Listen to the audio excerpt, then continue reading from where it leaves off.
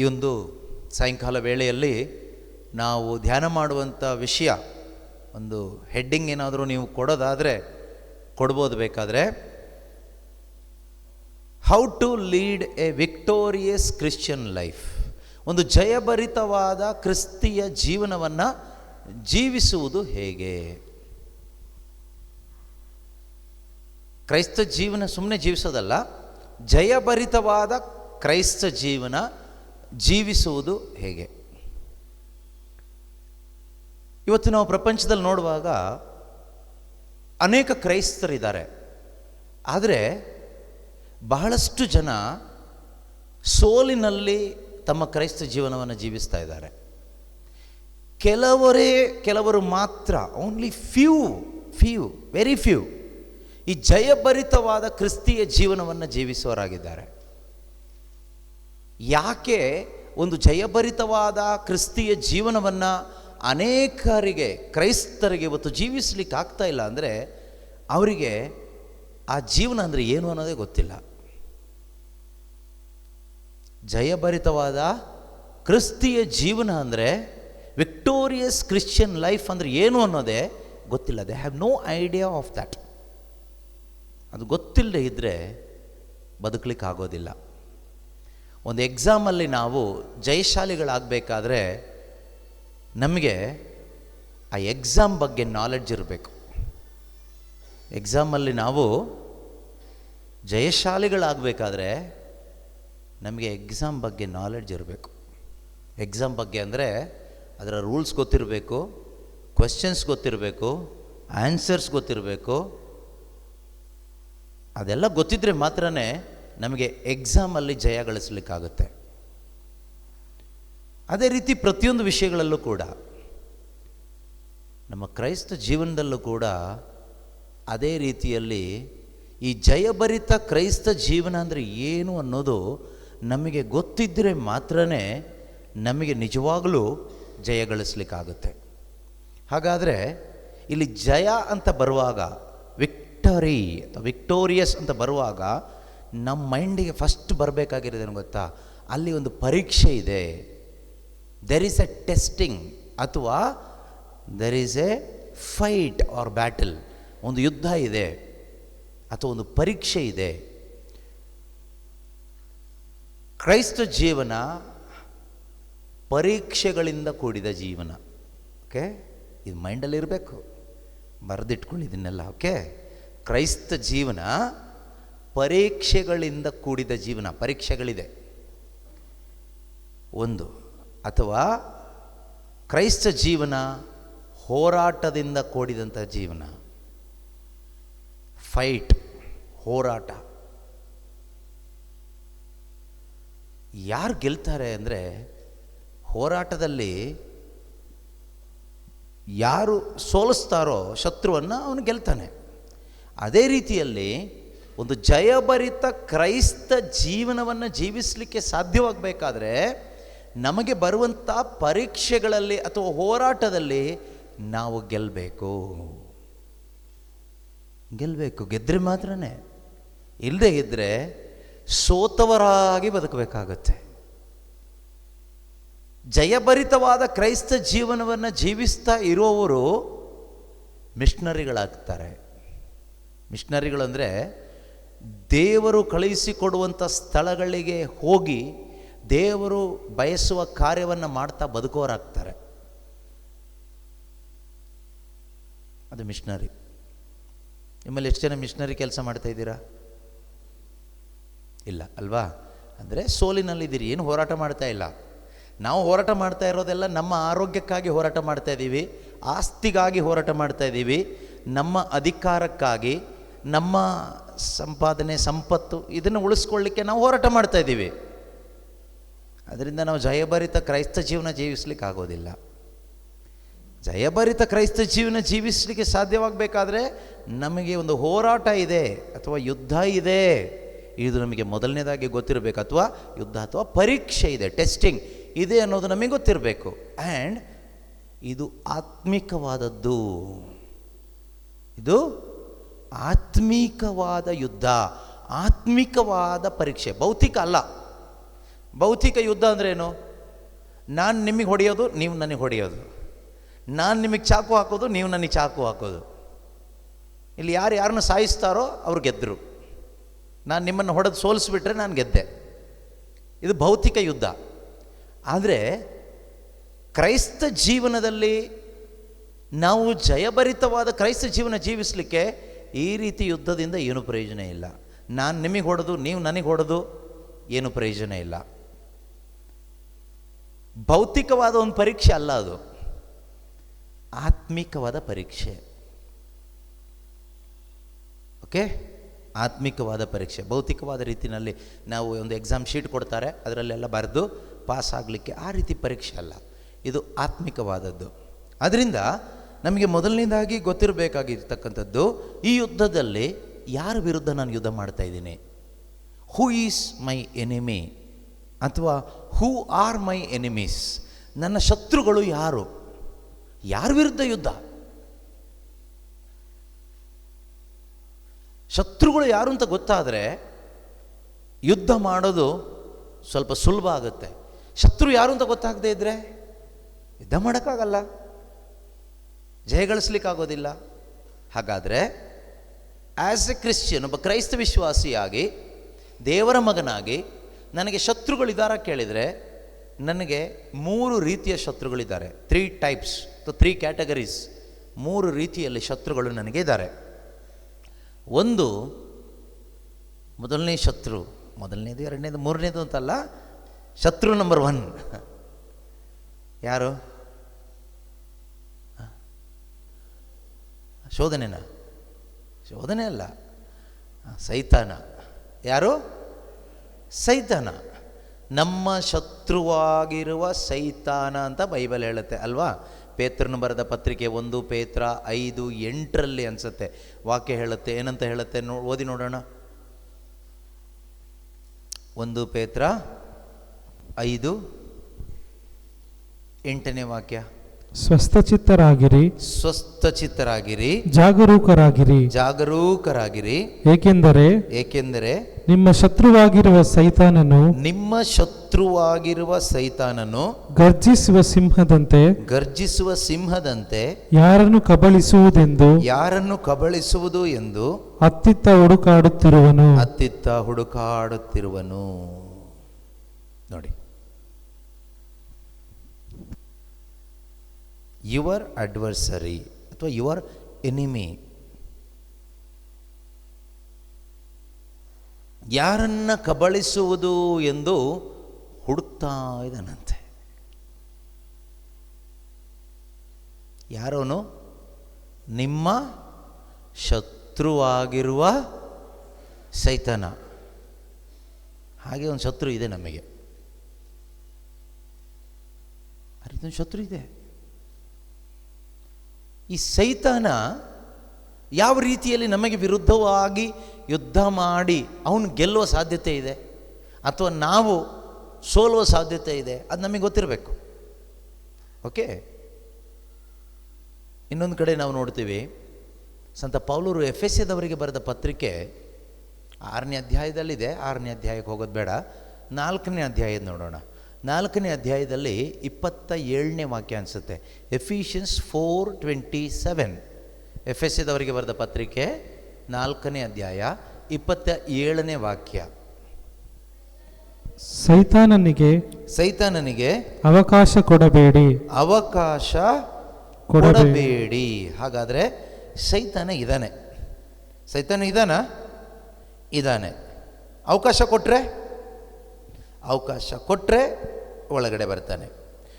Do not make room for the devil. ಸೈತಾನನಿಗೆ ನಿನ್ನ ಜೀವನದಲ್ಲಿ ಅವಕಾಶ ಕೊಡಬೇಡಿ. ಸೈತಾನ ಯಾರು? ಬೈಬಲ್ ಯಾರು ಅಂತ ಹೇಳುತ್ತೆ? ಸೈತಾನ ನಮ್ಮ ಶತ್ರು. ಕಣ್ಣಿಗೆ ಕಾಣಿಸುತ್ತಾ? ನಮಗೆ ಕಣ್ಣಿಗೆ ಕಾಣಿಸೋರು ಯಾರು? ಅತ್ತೆಗೆ ಸೊಸೆ, ಸೊಸೆಗೆ ಅತ್ತೆ. ಕರೆಕ್ಟಾ?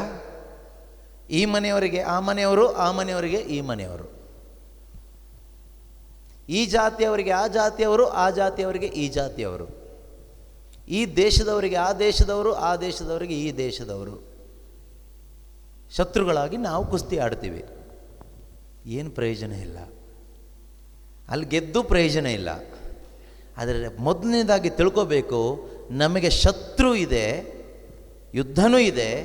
ನಮ್ಮ ಶತ್ರು ಸ್ಪಿರಿಚುವಲ್ ಎನಿಮಿ, ಆತ್ಮಿಕವಾದ ಶತ್ರು. ಅದರಲ್ಲಿ ಸೈತಾನ ನಮ್ಮ ಶತ್ರು. ಬೈಬಲ್ ಹೇಳುತ್ತೆ ಸೈಟನ್ ಈಸ್ ಯುವರ್ ಎನಿಮಿ. ಸೈತಾನ ನಮ್ಮ ಶತ್ರು. ಅವನ ಕಣ್ಣಿಗೆ ಕಾಣೋದಿಲ್ವೇ? ಈಗ ಅವನ ವಿರುದ್ಧ ನೀವು ಯುದ್ಧ ಮಾಡಬೇಕು. ಹೇಗೆ ಮಾಡ್ತೀರಾ? ನೀವು ಯುದ್ಧ ಮಾಡದೇ ಇದ್ರೂ ಅವನು ನಿಮ್ಮ ತಲೆ ಹೊಡಿತಾ ಇರ್ತಾನೆ, ತಲೆ ಮೇಲೆ ಹೊಡಿತಾ ಇರ್ತಾನೆ. ಅವನು ತಲೆಗೆ ಹೊಡೆದಾಗ ನಿಮ್ಮ ತಲೆಗೆ ಏನಾಗುತ್ತೆ? ಭಾರ ಆಗಿ ಟೆನ್ಷನ್ ಆಗುತ್ತೆ. ಈ ಟೆನ್ಷನ್ ಪಾರ್ಟಿಗಳೆಲ್ಲ ಯಾರು ಗೊತ್ತಾ? ಅವನ ತಲೆ ಮೇಲೆ, ಯಾರ ತಲೆ ಮೇಲೆಲ್ಲ ಹೊಡಿತಾ ಇರ್ತಾನೋ ಅವ್ರ ಜೀವನ ಪೂರ್ತಿ ಒಂದು ರೀತಿ ಟೆನ್ಷನ್ನಲ್ಲೇ ಕಳೀಬೇಕಾಗುತ್ತೆ. ನೀವು ಅವನಿಗೆ ಟೆನ್ಷನ್ ಕೊಡೋರಾಗಬೇಕು. ನೀವು ಸೈತಾನನಿಗೆ ಟೆನ್ಷನ್ ಕೊಡೋರಾಗಬೇಕು. ಮನುಷ್ಯನಿಗೆ ಟೆನ್ಷನ್ ಕೊಟ್ಟು ಪ್ರಯೋಜನ ಇಲ್ಲ, ಸೈತಾನಿಗೆ ಟೆನ್ಷನ್ ಕೊಡಬೇಕು. ಕೊಟ್ಟಿಲ್ಲ ಅಂದರೆ ಅವನು ನಿಮಗೆ ಟೆನ್ಷನ್ ಕೊಡ್ತಾನೆ. ಸೊ ನೀವೇನು ಮಾಡಬೇಕೀಗ? ಒಂದು ಫೈಟ್ ಮಾಡಲೇಬೇಕು, ಯುದ್ಧ ಮಾಡಲೇಬೇಕು. ಯುದ್ಧ ಆತ್ಮಿಕವಾದ ಯುದ್ಧ. ಇಲ್ಲಿ ವಾಕ್ಯ ಹೇಳುತ್ತೆ, ಸೈತಾನನಿಗೆ ಎಡೆ ಮಾಡಿ ಕೊಡಬೇಡಿ. ಯಾವುದೆಲ್ಲ ರೀತಿಯಲ್ಲಿ ಸೈತಾನನಿಗೆ ನಾವು ಎಡೆ ಮಾಡಿಕೊಡೋ ಸಾಧ್ಯತೆ ಇದೆ ಅನ್ನೋದನ್ನು ಇದೇ ಅಧ್ಯಾಯದಲ್ಲಿ ನಾವು ನೋಡೋಣ. ಓಕೆ, ಯಾವುದೆಲ್ಲ ರೀತಿಯಲ್ಲಿ ನಾನು ಸೈತಾನನಿಗೆ ನನ್ನ ಜೀವನದಲ್ಲಿ ಎಡೆ ಮಾಡಿ ಕೊಡುವ ಸಾಧ್ಯತೆ ಇದೆ, ಇದು ತಿಳ್ಕೊಬೇಕಾಯ್ತಾ?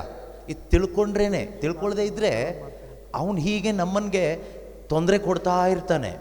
ನಮಗೆ ಗೊತ್ತಾಗೋದಿಲ್ಲ. ನಮಗೆ ಕಾಣಿಸುವಾಗ ಮನುಷ್ಯರು ಮಾತ್ರ ಕಾಣಿಸ್ತಾರೆ, ಅವರು ತುಂಬ ತೊಂದರೆ ಕೊಡ್ತಾ ಇದ್ದಾರೆ, ಇವರು ತುಂಬ ತೊಂದರೆ ಕೊಡ್ತಾ ಇದ್ದಾರೆ, ಯಾರ್ಯಾರೋ ತೊಂದರೆ ಕೊಡ್ತಾ ಇದ್ದಾರೆ. ಆ ರೀತಿ ನಮಗೆ ಬೇಜಾರಾಗಿ ಹೋಗ್ಬಿಡುತ್ತೆ. ಬೇಜಾರೆಲ್ಲ ಮಾಡ್ಕೋಬೇಡಿ. ನಮಗೆ ತೊಂದರೆ ಕೊಡ್ತಾ ಇರೋದು ಈ ಸೈತಾನ. ಯಾವ ರೀತಿಯಲ್ಲಿ ಈ ಸೈತಾನನಿಗೆ ನಾವು ಅವಕಾಶ ಮಾಡಿಕೊಡ್ತಾ ಇದ್ದೀವಿ ಅನ್ನೋದನ್ನು ನಾವು ಚೆನ್ನಾಗಿ ಅರ್ಥ ಮಾಡ್ಕೋಬೇಕು. ಓಕೆ ಓಕೆ 25 ಮತ್ತು 26ನೇ ವಾಕ್ಯ ಓದೋಣ. 25ನೇ ವಾಕ್ಯದಲ್ಲಿ ಏನು ಹೇಳುತ್ತೆ? ಸುಳ್ಳಾಡುವುದನ್ನು ಬಿಟ್ಟು ಬಿಡಿ, ಸತ್ಯವನ್ನೇ ನುಡಿಯಿರಿ. ಫಸ್ಟ್ ಪಾಯಿಂಟ್, ನೀವು ಯಾವಾಗಲೆಲ್ಲ ಸುಳ್ಳು ಹೇಳ್ತಿರೋ ನಿಮ್ಮ ಬಾಯಿಯಿಂದ, ನಿಮ್ಮ ನಾಲಿಗೆಯಿಂದ, ಆಗೆಲ್ಲ ನೀವು ಸೈತಾನನಿಗೆ ನಿಮ್ಮ ಜೀವನದೊಳಗಡೆ ಬಾರಪ್ಪ ಅಂತ ಸ್ವಾಗತ ಮಾಡಿದ ಹಾಗೆ. Whenever you are telling lies, you are inviting devil into your house, into your life. You are giving room for your enemy to attack you, to destroy you. Think ಮಾಡಿ ನೋಡಿ, ಎಷ್ಟೊಂದು ಸುಳ್ಳುಗಳು ನಮ್ಮ ನಾಲಿಗೆಯಿಂದ ನಾವು ಹೇಳ್ತೀವಿ. ಎಷ್ಟೊಂದು ಸುಳ್ಳುಗಳು. ದೇವರನ್ನ ಸ್ತುತಿ ಮಾಡೋದು ಇದೇ ನಾಲಿಗೆಯಿಂದಾನೆ. ಪ್ರೈಸ್ ದ ಲಾರ್ಡ್, ಹಲ್ಲೆಲೂಯಾ ಎಲ್ಲ ಇದೇ ನಾಲಿಗೆಯಿಂದಾನೆ ಹೇಳ್ತೀವಿ. ಸುಳ್ಳು ಕೂಡ ಇದೇ ನಾಲಿಗೆಯಿಂದಾನೆ ಹೇಳ್ತೀವಿ. Every time you speak a lie, you are inviting your enemy into your life. ನೀವು ಇದಕ್ಕೆ ಮಾಟ ಮಂತ್ರ ಏನು ಮಾಡೋದೇ ಬೇಕಾಗಿಲ್ಲ. ನೀವು ಎಲ್ಲೂ ಹೋಗಿ ವಿಗ್ರಹಾರಾಧನೆ ಮಾಡೋದೇ ಬೇಕಾಗಿಲ್ಲ. ಬಾಯಿಂದ ಸುಳ್ಳುಗಳನ್ನ ಹೇಳ್ತಾ ಹೋಗಿ ಸೈತಾನನಿಗೆ ನೀವು ಅವಕಾಶ ಮಾಡಿಕೊಟ್ಟಾಗ ಆಗ್ತದೆ. ಆದರೆ ವಾಕ್ಯ ಹೇಳುತ್ತೆ ಯುದ್ಧ ಹೇಗೆ ಮಾಡಬೇಕೀಗ? ಅದರ ಬದಲು ಏನು ಹೇಳಬೇಕಂತೆ? ಸತ್ಯ. ಒಬ್ಬರಿಗೊಬ್ಬರು ಸತ್ಯವನ್ನೇ ಹೇಳಿ. ಸತ್ಯವನ್ನು ನೀವು ಹೇಳುವಾಗ ಸೈತಾನನ ತಲೆ ಮೇಲೆ ಹೊಡೆದಂಗೆ ಆಗುತ್ತೆ. ಸುಳ್ಳು ನಾವು ಯಾಕೆ ಹೇಳ್ತೀವಿ ಹೇಳಿ ನೋಡೋಣ. ಸುಳ್ಳು ಹೇಳೋದ್ರ ಉದ್ದೇಶ ಏನು? ಸುಳ್ಳು ಹೇಳೋದ್ರ ಉದ್ದೇಶ ನಮ್ಮನ್ನು ನಾವು ಕಾಪಾಡಿಕೊಳ್ಳಲಿಕ್ಕೆ, ಅಥವಾ ನಮ್ಮ ತಪ್ಪುಗಳನ್ನು ಕವರ್ ಮಾಡಲಿಕ್ಕೆ. ಫಾರ್ ಎಕ್ಸಾಂಪಲ್, ನಾವು ಯಾರಿಗೋ ಹೇಳಿರ್ತೀವಿ ನಾಳೆ ಬೆಳಗ್ಗೆ ನಿಮ್ಮ ಮನೆಗೆ ನಾವು ಬರ್ತೀವಿ ಅಂತ ಹೇಳಿರ್ತೀವಿ. ಆದರೆ ನೀವು ನಾಳೆ ಬೆಳಗ್ಗೆ ಆದರೂ ಅವ್ರ ಮನೆಗೆ ಹೋಗೋದಿಲ್ಲ. ಕಾರಣ ಏನೋ ಒಂದು ಕಾರಣ. ಅವ್ರು ಕೇಳ್ತಾರೆ ನಿಮಗೆ, ನೀವು ನಮ್ಮ ಮನೆಗೆ ಬರ್ತೀನಿ ಅಂತ ಹೇಳಿದ್ರಲ್ಲ, ಯಾಕೆ ಬಂದಿಲ್ಲ? ಆಗ ನೀವೇನು ಹೇಳ್ತೀರಿ ಗೊತ್ತಾ? ಯಾರೋ ನೆಂಟರು ಬಂದುಬಿಟ್ರು, ಅದಕ್ಕೆ ನಮಗೆ ಬರಲಿಕ್ಕಾಗಿಲ್ಲ ಅಂತ. ನೆಂಟರು ಬಂದಿಲ್ಲ, ಯಾರೂ ಬಂದಿಲ್ಲ. ನೀವು ಸಿನಿಮಾ ನೋಡ್ತಾ ಕೂತ್ಕೊಂಡು ಲೇಟಾಗೋಯ್ತು, ಅಥವಾ ನಿದ್ದೆ ಮಾಡಿ ಲೇಟಾಗೋಯ್ತು.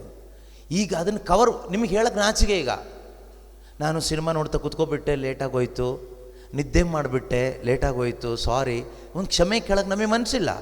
ಅದಕ್ಕೆ ನೆಂಟ್ರ ಮೇಲೆ ಹಾಕ್ಬಿಡ್ತೀವಿ. ಬರಬೇಕು ಅಂತ ಎಲ್ಲ ರೆಡಿಯಾಗಿ ಹಿಂಗೆ ಹೊರಗಡೆ ಬಂದ್ವಿ, ಯಾರೋ ನೆಂಟರು ಬಂದುಬಿಟ್ರು. ಏನು ಮಾಡೋಕ್ಕಾಗುತ್ತೆ, ನೆಂಟರು ಬಂದ್ರೆ ಅಲ್ವಾ, ಅದಕ್ಕೋಸ್ಕರ ಬರಲಿಲ್ಲ. ಅವರಿಗೂ ಅರ್ಥ ಆಗುತ್ತೆ, ಹೌದೌದು ನೆಂಟರು ಬಂದರೆ ಬರಲಿಕ್ಕಾಗಲ್ಲಲ್ಲ, ಹೋಗಲಿ ಬಿಡಿ ಪರವಾಗಿಲ್ಲ ಅಂತ. ಅಂದರೆ ಸೈತಾನಂಗೆ ನೀವು ಮನೆ ಒಳಗಡೆ ಕರ್ಕೊಂಡು ಹೋದ್ರಿ. ಆಮೇಲೆ ಮನೆಗಳೊಳಗಡೆ ಹೋಗಿ 1 ಗಂಟೆ ಹಲ್ಲೆಲ್ಲೂ ಹೇಳಿ ಪ್ರಾರ್ಥನೆ ಮಾಡಿದ್ರು, ಈ ಪಿಶಾಚಿ ಹೋಗಲ್ಲ. ಈಗೇನು ಮಾಡಬೇಕು? ಕ್ಲೀನಾಗಬೇಕು ನಾಲಿಗೆ. ಈ ಸುಳ್ಳಿಗೆ ಪರಿಹಾರ ಆಗಬೇಕಲ್ಲ. ಏನು ಪರಿಹಾರ ಮಾಡ್ತೀರಾ ಸುಳ್ಳಿಗೆ?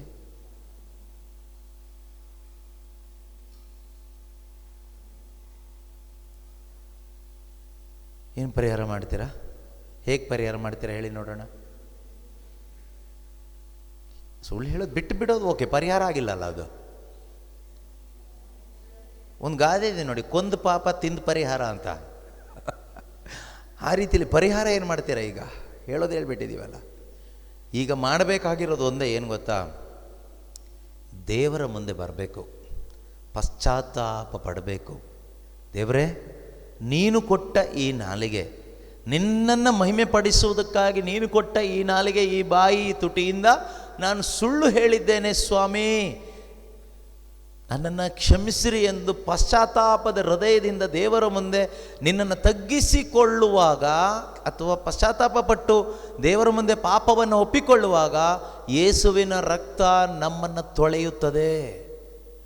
ಆಗ ಈ ಯೇಸುವಿನ ರಕ್ತದಿಂದ ಮಾತ್ರನೇ ನಮಗೆ ಪಾಪ ಪರಿಹಾರ, ಅದು ಯಾವುದೇ ಪಾಪ ಆಗಿರಲಿ. ಆದರೆ ಪಶ್ಚಾತ್ತಾಪ ಪಡೆದ ಒಬ್ಬ ಮನುಷ್ಯನಿಗೆ ಈ ರಕ್ತ ಕೆಲಸ ಮಾಡೋದು ಇಲ್ಲ. ಯೇಸುವಿನ ರಕ್ತದ ವಿಶೇಷತೆ ಏನು ಗೊತ್ತಾ? ಇದು ಈ ನಾಟಕ ಮಾಡೋರಿಗೆ ಉಪಯೋಗಕ್ಕೆ ಬರಲ್ಲ. ಪಶ್ಚಾತ್ತಾಪ ಪಡುವ ಪಾಪಿಗೆ ಆ ರಕ್ತ ಅಲ್ಲೇ ಕೆಲಸ ಮಾಡುತ್ತೆ. ಯೇಸುವಿನ ರಕ್ತದಿಂದ ನೀವು ತೊಳೆಯಲ್ಪಟ್ಟ ಮೇಲೆ ಸೈತಾನಂಗೆ ಅಲ್ಲಿ ಏನು ಕೆಲಸ ಮಾಡೋಕ್ಕಾಗಲ್ಲ. ಹಳೆ ಒಡಂಬಡಿಕೆಯಲ್ಲಿ ನಾವು ನೋಡ್ತೀವಿ, ಇಸ್ರಾಯೇಲ್ ಜನರ ಮನೆಯ ಮೇಲೆ ಈ ರಕ್ತದ ಗುರುತಿತ್ತು. ಮೊದಲನೇ ಪಾಸ್ಕ ಹಬ್ಬ ಆಚರಿಸುವಾಗ ಈಜಿಪ್ಟಿನ ಗುಲಾಮತನದಲ್ಲಿದ್ದಂಥ ಇಸ್ರಾಯೇಲ್ ಜನರ ಮನೆ ಯಾವುದು ಅಂತ ಹೇಗೆ ಪತ್ತೆ ಹಚ್ತಾ ಇದ್ರು, ಹೇಗೆ ಈ ಮೃತ್ಯುದೂತ ಐಡೆಂಟಿಫೈ ಮಾಡ್ತಾ ಇದ್ದ?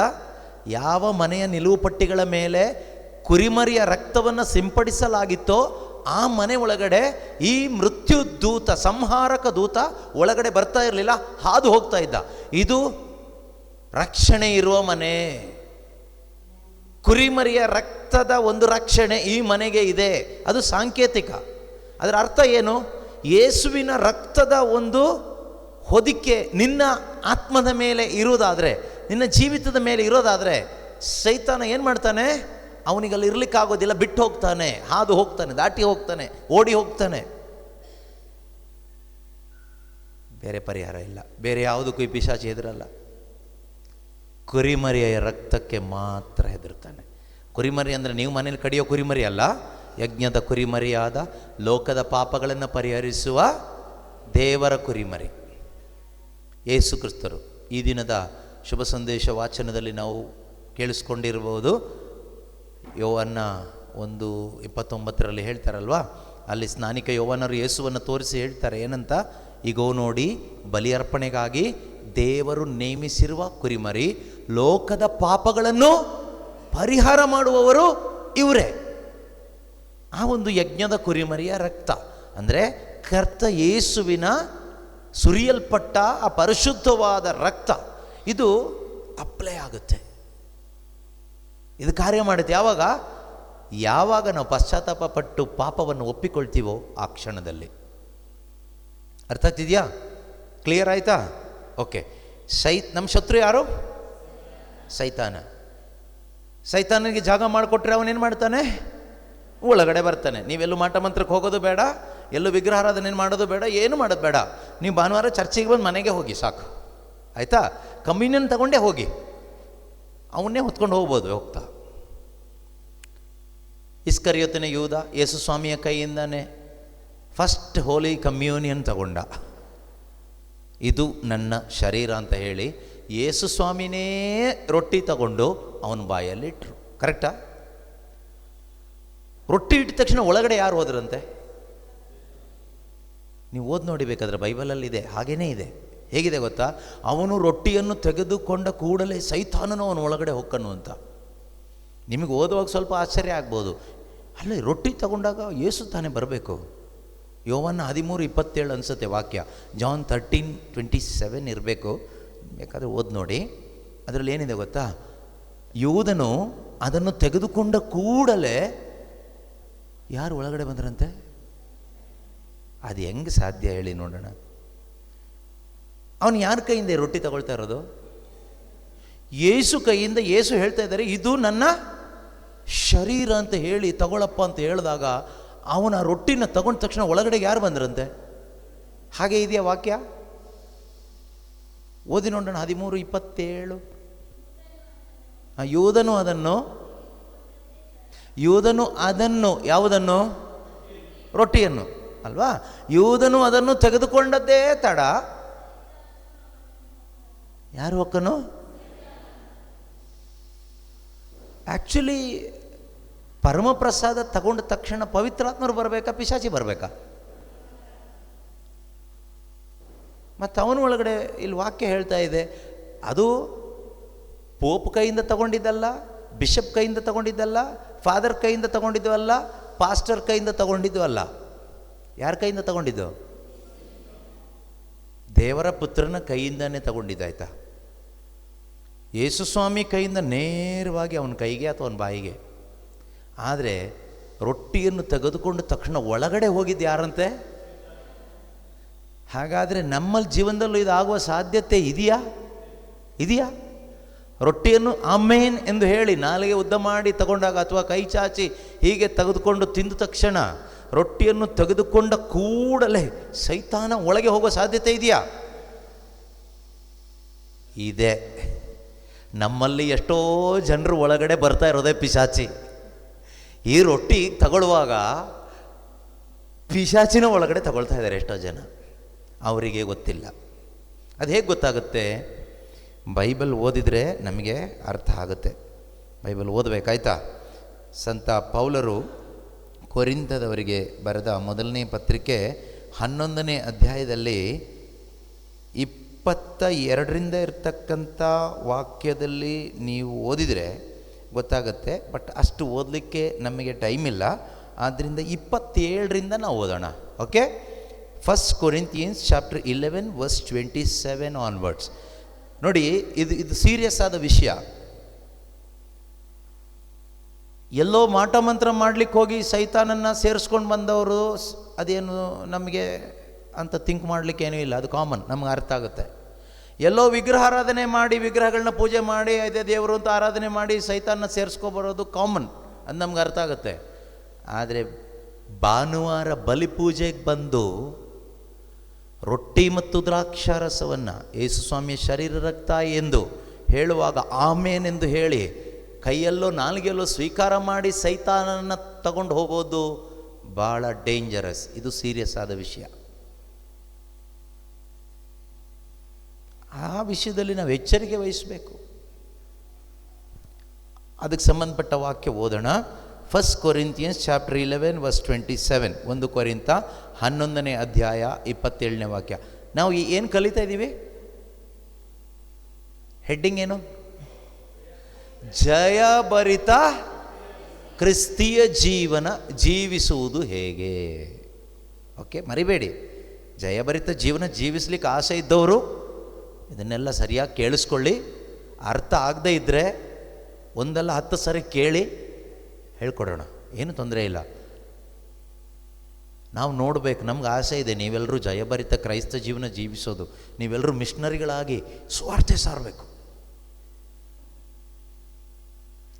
ಲೋಕದ ಜನ ಲೌಕಿಕವಾಗಿ ಆಸೆ ಪಡ್ತಾರೆ, ನನ್ನ ಮಗ ದೊಡ್ಡ ಮನೆ ಕಟ್ಟಬೇಕು, ದೊಡ್ಡ ಕಾರ್ ತೊಗೋಬೇಕು, ದೊಡ್ಡ ಬಿಸ್ನೆಸ್ ಮಾಡಬೇಕು, ಕೋಟಿಗಳು ಸಂಪಾದನೆ ಮಾಡಬೇಕು ಅಂತ ಅಲ್ವಾ. ಸ್ವರ್ಗದಲ್ಲಿರೋ ದೇವರ ಆಸೆ ಪಡೋದೇನು ಗೊತ್ತಾ? ಅವರ ಮಕ್ಕಳು ಆತ್ಮಗಳನ್ನು ಸಂಪಾದನೆ ಮಾಡಬೇಕು, ದೇವರ ಮನೆ ಕಟ್ಟಬೇಕು, ದೇವರ ರಾಜ್ಯ ಕಟ್ಟಬೇಕು, ಸಭೆ ಬಲವಾಗಿ ಕಟ್ಟಬೇಕು. ಬಿಲ್ಡಿಂಗ್ ಅಲ್ಲ, ಇವತ್ತು ಬಿಲ್ಡಿಂಗ್ ಕಟ್ಟೋದ್ರಲ್ಲಿ ಕಾಂಪಿಟೇಷನ್ ಇದೆ. ಚರ್ಚ್ ಬಿಲ್ಡಿಂಗ್ ಅಲ್ಲ, ಅದು ಪ್ರಯೋಜನ ಇಲ್ಲ. ಸುಮ್ಮನೆ ಏನೋ ಮಳೆ ಬಿಸಿಲು ಬರಬಾರ್ದು ಅಂತ ನಮಗೊಂದು ಜಾಗ ಬೇಕಷ್ಟೇ, ಅಷ್ಟಕ್ಕೆ ಸಾಕು.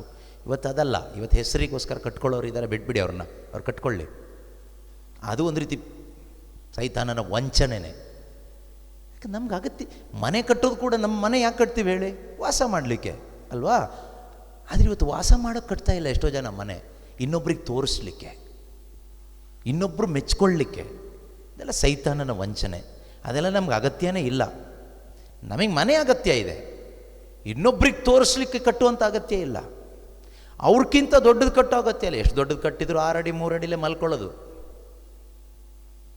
ಮನೆ ಎಷ್ಟು ದೊಡ್ಡದಿದ್ರು, ಎಷ್ಟು ರೂಮ್ ಇದ್ದರೂ, ಯಾವುದಾದ್ರೂ ಒಂದು ಮೂಲೆಯಲ್ಲಿ, ಯಾವುದಾದ್ರೂ ಒಂದು ರೂಮಲ್ಲಿ 6 ಅಡಿ 3 ಅಡಿ ಒಂದು ಮಂಚದ ಮೇಲೇ ಮಲ್ಕೊಳ್ಳಿಕ್ಕೆ ಆಗೋದು. ನೀವು ಮನೇಲಿ ನಮ್ಮ ಮನೇಲಿ 25 ರೂಮ್ ಇದೆ ಅಂತ ಹೇಳ್ಬಿಟ್ಟು 25 ರೂಮಲ್ಲಿ ಮಲ್ಕೊಳ್ತೀರಾ? ಇಲ್ಲ, ಎಲ್ಲೋ ಒಂದು ರೂಮಲ್ಲಿ ಮಂಚದ ಮೇಲೇನೋ ಬೆಡ್ ಮೇಲೇನೋ ಚಾಪೆ ಮೇಲೇನೋ ಮಲ್ಕೊಳ್ತೀರಿ. ಅದು ಎಲ್ಲಿವರೆಗೆ? ಈ ಬಾಡಿಯಲ್ಲಿ ಉಸಿರು ಇರೋ ತನಕ. ಉಸಿರು ಹೋದರೆ ಎತ್ಕೊಂಡೋಗಿ ಸಮಾಧಿಗೆ ಬಿಸಾಡ್ತಾರೆ. ಮನೇಲಿ ಯಾವ ರೂಮಲ್ಲೂ ಇಟ್ಕೊಳ್ಳಲ್ಲ. ನಮ್ಮಪ್ಪ ಕಟ್ಟಿದ ಮನೆ 25 ರೂಮ್ ಇದೆ, ಇರಲಿ ಪರವಾಗಿಲ್ಲ, ಅಪ್ಪನ ಬಾಡಿ ಒಂದು ರೂಮಲ್ಲಿ ಇರಲಿ ಅಂತ ಯಾರೂ ಇಟ್ಕೊಳ್ಳಲ್ಲ. ಮಣ್ಣಿಗೆ ತಗೊಂಡೋಗಿ ಬಿಸಾಡ್ತಾರೆ, ವೇಸ್ಟ್ ಬಾಡಿ ಅಂತ. ಅಷ್ಟೇ ಬೆಲೆ. ಸೊ ಅದರಿಂದ ಜಾಸ್ತಿ ಟೆನ್ಷನ್ ಮಾಡ್ಕೊಂಡು ಇಲ್ಲಿ ಏನೋ ಕಟ್ಟಿ ಏನೋ ಮಾಡೋಕ್ಕೆ ಹೋಗಬೇಡಿ. ಇಲ್ಲಿ ಏನೂ ಇಲ್ಲ ಅಂತ ಕೊರಗ್ಲಿಕ್ಕೂ ಹೋಗಬೇಡಿ. ಅಲ್ಲಿ ದೇವ್ರು ಕಟ್ಟಿದ ಮನೆ ಇದೆ, ಅಲ್ಲೋಗಿ ಸೆಟ್ಲ್ ಆಗೋಣ, ಆಯಿತಾ? ಅದಕ್ಕೆಲ್ಲ ವಿಶ್ವಾಸ ಬೇಕು, ಅದಕ್ಕೆಲ್ಲ ವಿಶ್ವಾಸ ಬೇಕು. ಸೈತಾನ ಏನು ಮಾಡಿದ್ದಾನೆ ಅಂದರೆ ವಂಚಿಸ್ಬಿಟ್ಟಿದ್ದಾನೆ ಇವತ್ತು. ಓಕೆ, ವಿಷಯಕ್ಕೆ ಬರೋಣ. 27ರಿಂದ ಇರತಕ್ಕಂಥ ವಾಕ್ಯಗಳು. ಯಾವ ರೀತಿಯಲ್ಲಿ ಪರಮಪ್ರಸಾದ ತಗೊಂಡು ಸೈತಾನನ್ನು ಒಳಗಡೆ ಕರ್ಕೊಂಡು ನಮ್ಮ ಜೀವನ ಹಾಳು ಮಾಡ್ಕೊಳ್ತಾ ಇದ್ದೀವಿ ಅಂತ ವಾಕ್ಯದ ಮುಖಾಂತರ ನಾವು ತಿಳ್ಕೊಳ್ಳೋಣ. ಓಕೆ, ಓದಿ. ಯಾರಾದರೂ ಅಯೋಗ್ಯವಾಗಿ ಈ ರೊಟ್ಟಿಯನ್ನು ಭುಜಿಸಿದರೆ ಅಥವಾ ಪ್ರಭುವಿನ ಪಾತ್ರೆಯಿಂದ ಪಾನ ಮಾಡಿದರೆ ಅವನು ಪ್ರಭುವಿನ ಶರೀರಕ್ಕೂ ರಕ್ತಕ್ಕೂ ದ್ರೋಹ ಎಸಗುತ್ತಾನೆ. ಸರಿಯಾಗಿ ಸ್ವಲ್ಪ ಈ ಕಡೆ ಗಮನಿಸೀಗ. ಪ್ರಭುವಿನ ಶರೀರಕ್ಕೂ ರಕ್ತಕ್ಕೂ ದ್ರೋಹ ಎಸಗಲಿಕ್ಕೆ ಯಾರಿಗೆ ಸಾಧ್ಯ? ಥಿಂಕ್ ಮಾಡಿ ಹೇಳಬೇಕು ನೀವು ಸ್ವಲ್ಪ.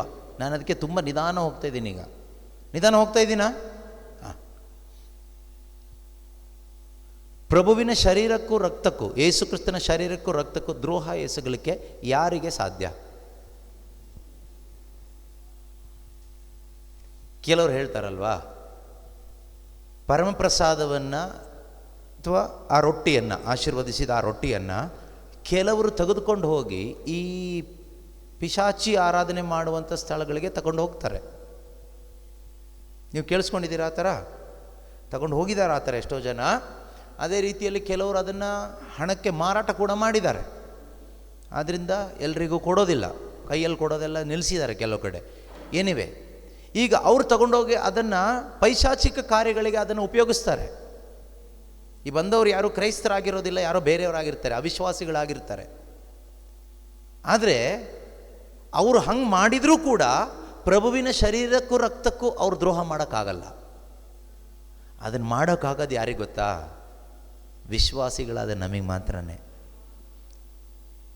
ನಮಗಿದ್ರಲ್ಲಿ ವಿಶ್ವಾಸ ಇದೆ, ಇದು ಯೇಸುವಿನ ಶರೀರ ರಕ್ತ ಅಂತ. ವಿಶ್ವಾಸಿಗಳಾದ ನಾವು ಇದಕ್ಕೆ ವಿರುದ್ಧವಾಗಿ ಹೋಗ್ಲಿಕ್ಕಾಗುತ್ತೆ. ವಿಶ್ವಾಸ ಇಲ್ಲದಿದ್ದವನು ಅದನ್ನು ತಗೊಂಡೋಗಿ ಆಟ ಆಡ್ಕೊಂಡು ಬಂದರು, ಅವನಿಗೆ ಅದರಲ್ಲಿ ವಿಶ್ವಾಸ ಇಲ್ಲ. ನಮಗೆ ಅದು ಯೇಸುವಿನ ಶರೀರ ರಕ್ತ, ನಮಗೆ ನಂಬಿಕೆ ಇದೆ. ಕ್ರಿಸ್ತನ ಶರೀರ, ಬಾಡಿ ಆಫ್ ಕ್ರೈಸ್ಟ್ ಅಂತ ಹೇಳುವಾಗ ಆಮೇನ್ ಅಂತ ಹೇಳಿ ತಗೊಳ್ತೀವಿ, ಕರೆಕ್ಟಾ? ಹಾಗಾದರೆ ಪ್ರತಿಯೊಬ್ಬನು ಮೊಟ್ಟ ಮೊದಲು ತನ್ನನ್ನೇ ಪರಿಶೋಧಿಸಿಕೊಂಡು ಅನಂತರ ಆ ರೊಟ್ಟಿಯನ್ನು ಭುಜಿಸಲಿ ಮತ್ತು ಆ ಪಾತ್ರೆಯಿಂದ ಪಾನ ಮಾಡಲಿ ಅಂತ ಇದೆ. ಹಾಗಾದರೆ ಪ್ರಭುವಿನ ಶರೀರಕ್ಕೂ ರಕ್ತಕ್ಕೂ ದ್ರೋಹ ಮಾಡಲಿಕ್ಕೆ ಆಗೋದು ನಮಗೇನೆ, ಬೇರೆ ಯಾರಿಗೂ ಆಗಲ್ಲ, ನಮಗೇನೆ. ಏಕೆಂದರೆ ಅದು ಪ್ರಭುವಿನ ಶರೀರವೆಂದು ಪರಿಗ್ರಹಿಸದೆ ಭುಜಿಸಿ ಪಾನ ಮಾಡುವಾತನು ನ್ಯಾಯ ತೀರ್ಪನ್ನು ತನ್ನ ಮೇಲೆ ಬರಮಾಡಿಕೊಳ್ಳುವುದಕ್ಕಾಗಿಯೇ ತಿನ್ನುತ್ತಾನೆ, ಕುಡಿಯುತ್ತಾನೆ. 30ನೇ ವಾಕ್ಯ ಕೇಳಿಸ್ಕೊಳ್ಳಿ. ನಿಮ್ಮಲ್ಲಿ ಅನೇಕರು ಈ ಕಾರಣದಿಂದಲೇ ದುರ್ಬಲರು, ಅಸ್ವಸ್ಥರು ಆಗಿದ್ದೀರಿ ಮತ್ತು ಎಷ್ಟೋ ಮಂದಿ ಸತ್ತಿದ್ದಾರೆ.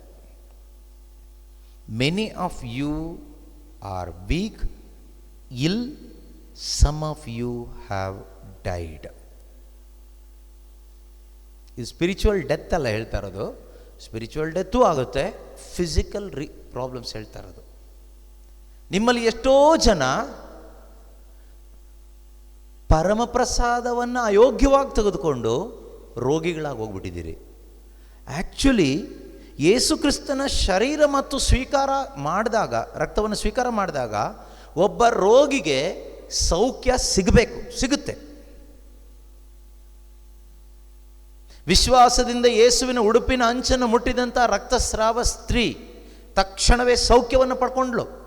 ಮಾತ್ರ ಅಲ್ಲ, ಬೈಬಲ್ನಲ್ಲಿ ಎಷ್ಟೋ ಜನ ಯೇಸುವನ್ನು ಮುಟ್ಟಿ, ಯೇಸುವಿನ ಉಡುಪನ್ನು ಮುಟ್ಟಿ ಸ್ವಸ್ಥತೆಯನ್ನು ಪಡ್ಕೊಂಡ್ರು, ದುಷ್ಟಶಕ್ತಿಗಳಿಂದ ಬಿಡುಗಡೆ ಪಡ್ಕೊಂಡ್ರು.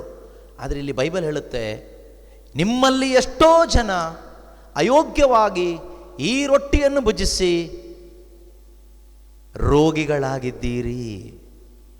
ಸೈತಾನನಿಂದ ಹಿಡಿಯಲ್ಪಟ್ಟು ಇಸ್ಕರಿಯೋತಿನ ಯೂದನ ಹಾಗೆ ಸತ್ತು ಹೋಗಿದ್ದೀರಿ. ಅವನು ಸೂಸೈಡ್ ಮಾಡ್ಕೊಂಡು ಸತ್ತೋದ, ಅವನು ಮನೋರೋಗಿ ಆದ.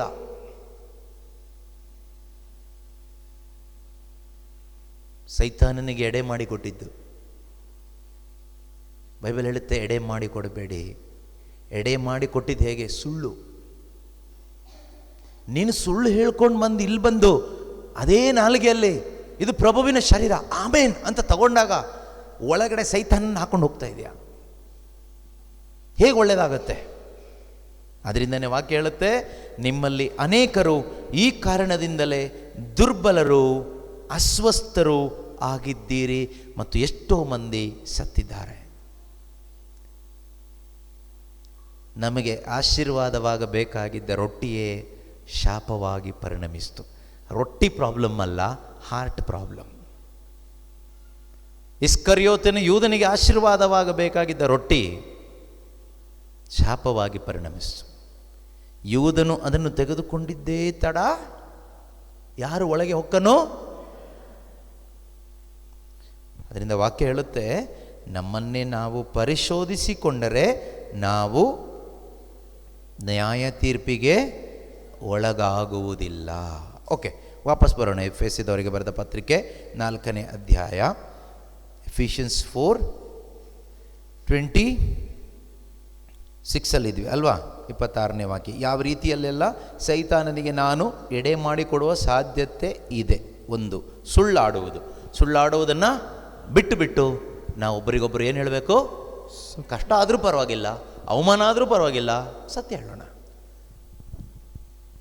ಸುಳ್ಳು ಹೇಳಿ ಸೈತಾನನ್ನು ಸ್ವೀಕಾರ ಮಾಡೋದಕ್ಕಿಂತ ಸತ್ಯ ಹೇಳಿ ಅವಮಾನ ಆದರೂ ಪರವಾಗಿಲ್ಲ, ದೇವ್ರನ್ನ ಮಹಿಮೆ ಪಡಿಸೋಣ. ಆಗ ದೇವ್ರು ನಮ್ಮ ಪರ ನಿಲ್ತಾರೆ, ಸೈತಾನ ಹೊರಗಡೆ ನಿಲ್ತಾನೆ.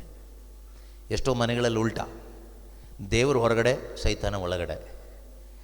ಆಮೇಲೆ ಹಾಡ್ತೀವಿ, ಬಾಯೇಸುವೆ ಎನ್ನಾತ್ಮಕ್ಕೆ ನೀ ಬರಲು ಬಾಳೆಲ್ಲ ಸೊಗಸು ಅಂತ ಅವ್ರು ಹೇಳ್ತಾರೆ. ನನ್ನ ಹೊರಗಡೆ ಹಾಕ್ಕೊಂಡು, ಕಳ್ಳನ್ನು ಒಳಗಡೆ ಹಾಕ್ಕೊಂಡು ನೀನು ಬಾಬಾ ಅಂದರೆ ನಾನೇನು ಮಾಡಲಿ? ಈಗ ಹೆಂಗೆ ಬರೋದು ಅವ್ರು ವಾಪಸ್ಸು? ಇವನು ಹೋದರೆ ಅವ್ರು ಬರ್ತಾರೆ. ಇವನು ಹೋಗ್ಬೇಕಂದ್ರೆ ನೀವು ಓಡಿಸ್ಬೇಕು. ಇವನು ಓಡಬೇಕಂದ್ರೆ ನೀವು ಆ ರಕ್ತನ ಸಿಂಪಡಿಸ್ಕೋಬೇಕು. ಈ ರಕ್ತ ಬರಬೇಕಂದ್ರೆ ಪಶ್ಚಾತ್ತಾಪ ಪಟ್ಟು ಪಾಪ ಒಪ್ಕೋಬೇಕು, ಬೇರೆ ದಾರಿನೇ ಇಲ್ಲ. ಇದು ಎಷ್ಟು ಹರಕೆ ಕೊಟ್ಟರು, ಕಾಣಿಕೆ ಕೊಟ್ಟರು, ಕೋಟಿ ಕೊಟ್ಟರು ಇವನು ಹೋಗಲ್ಲ, ಈ ಪಾರ್ಟಿ ಹೋಗಲ್ಲ.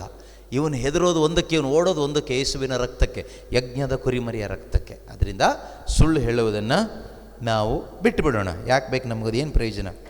ನೆಕ್ಸ್ಟ್ 26ನೇ ವಾಕ್ಯ. ಕೋಪ ಮಾಡಬೇಕಾಗಿ ಬಂದರು ಪಾಪ ಮಾಡಬೇಡಿ.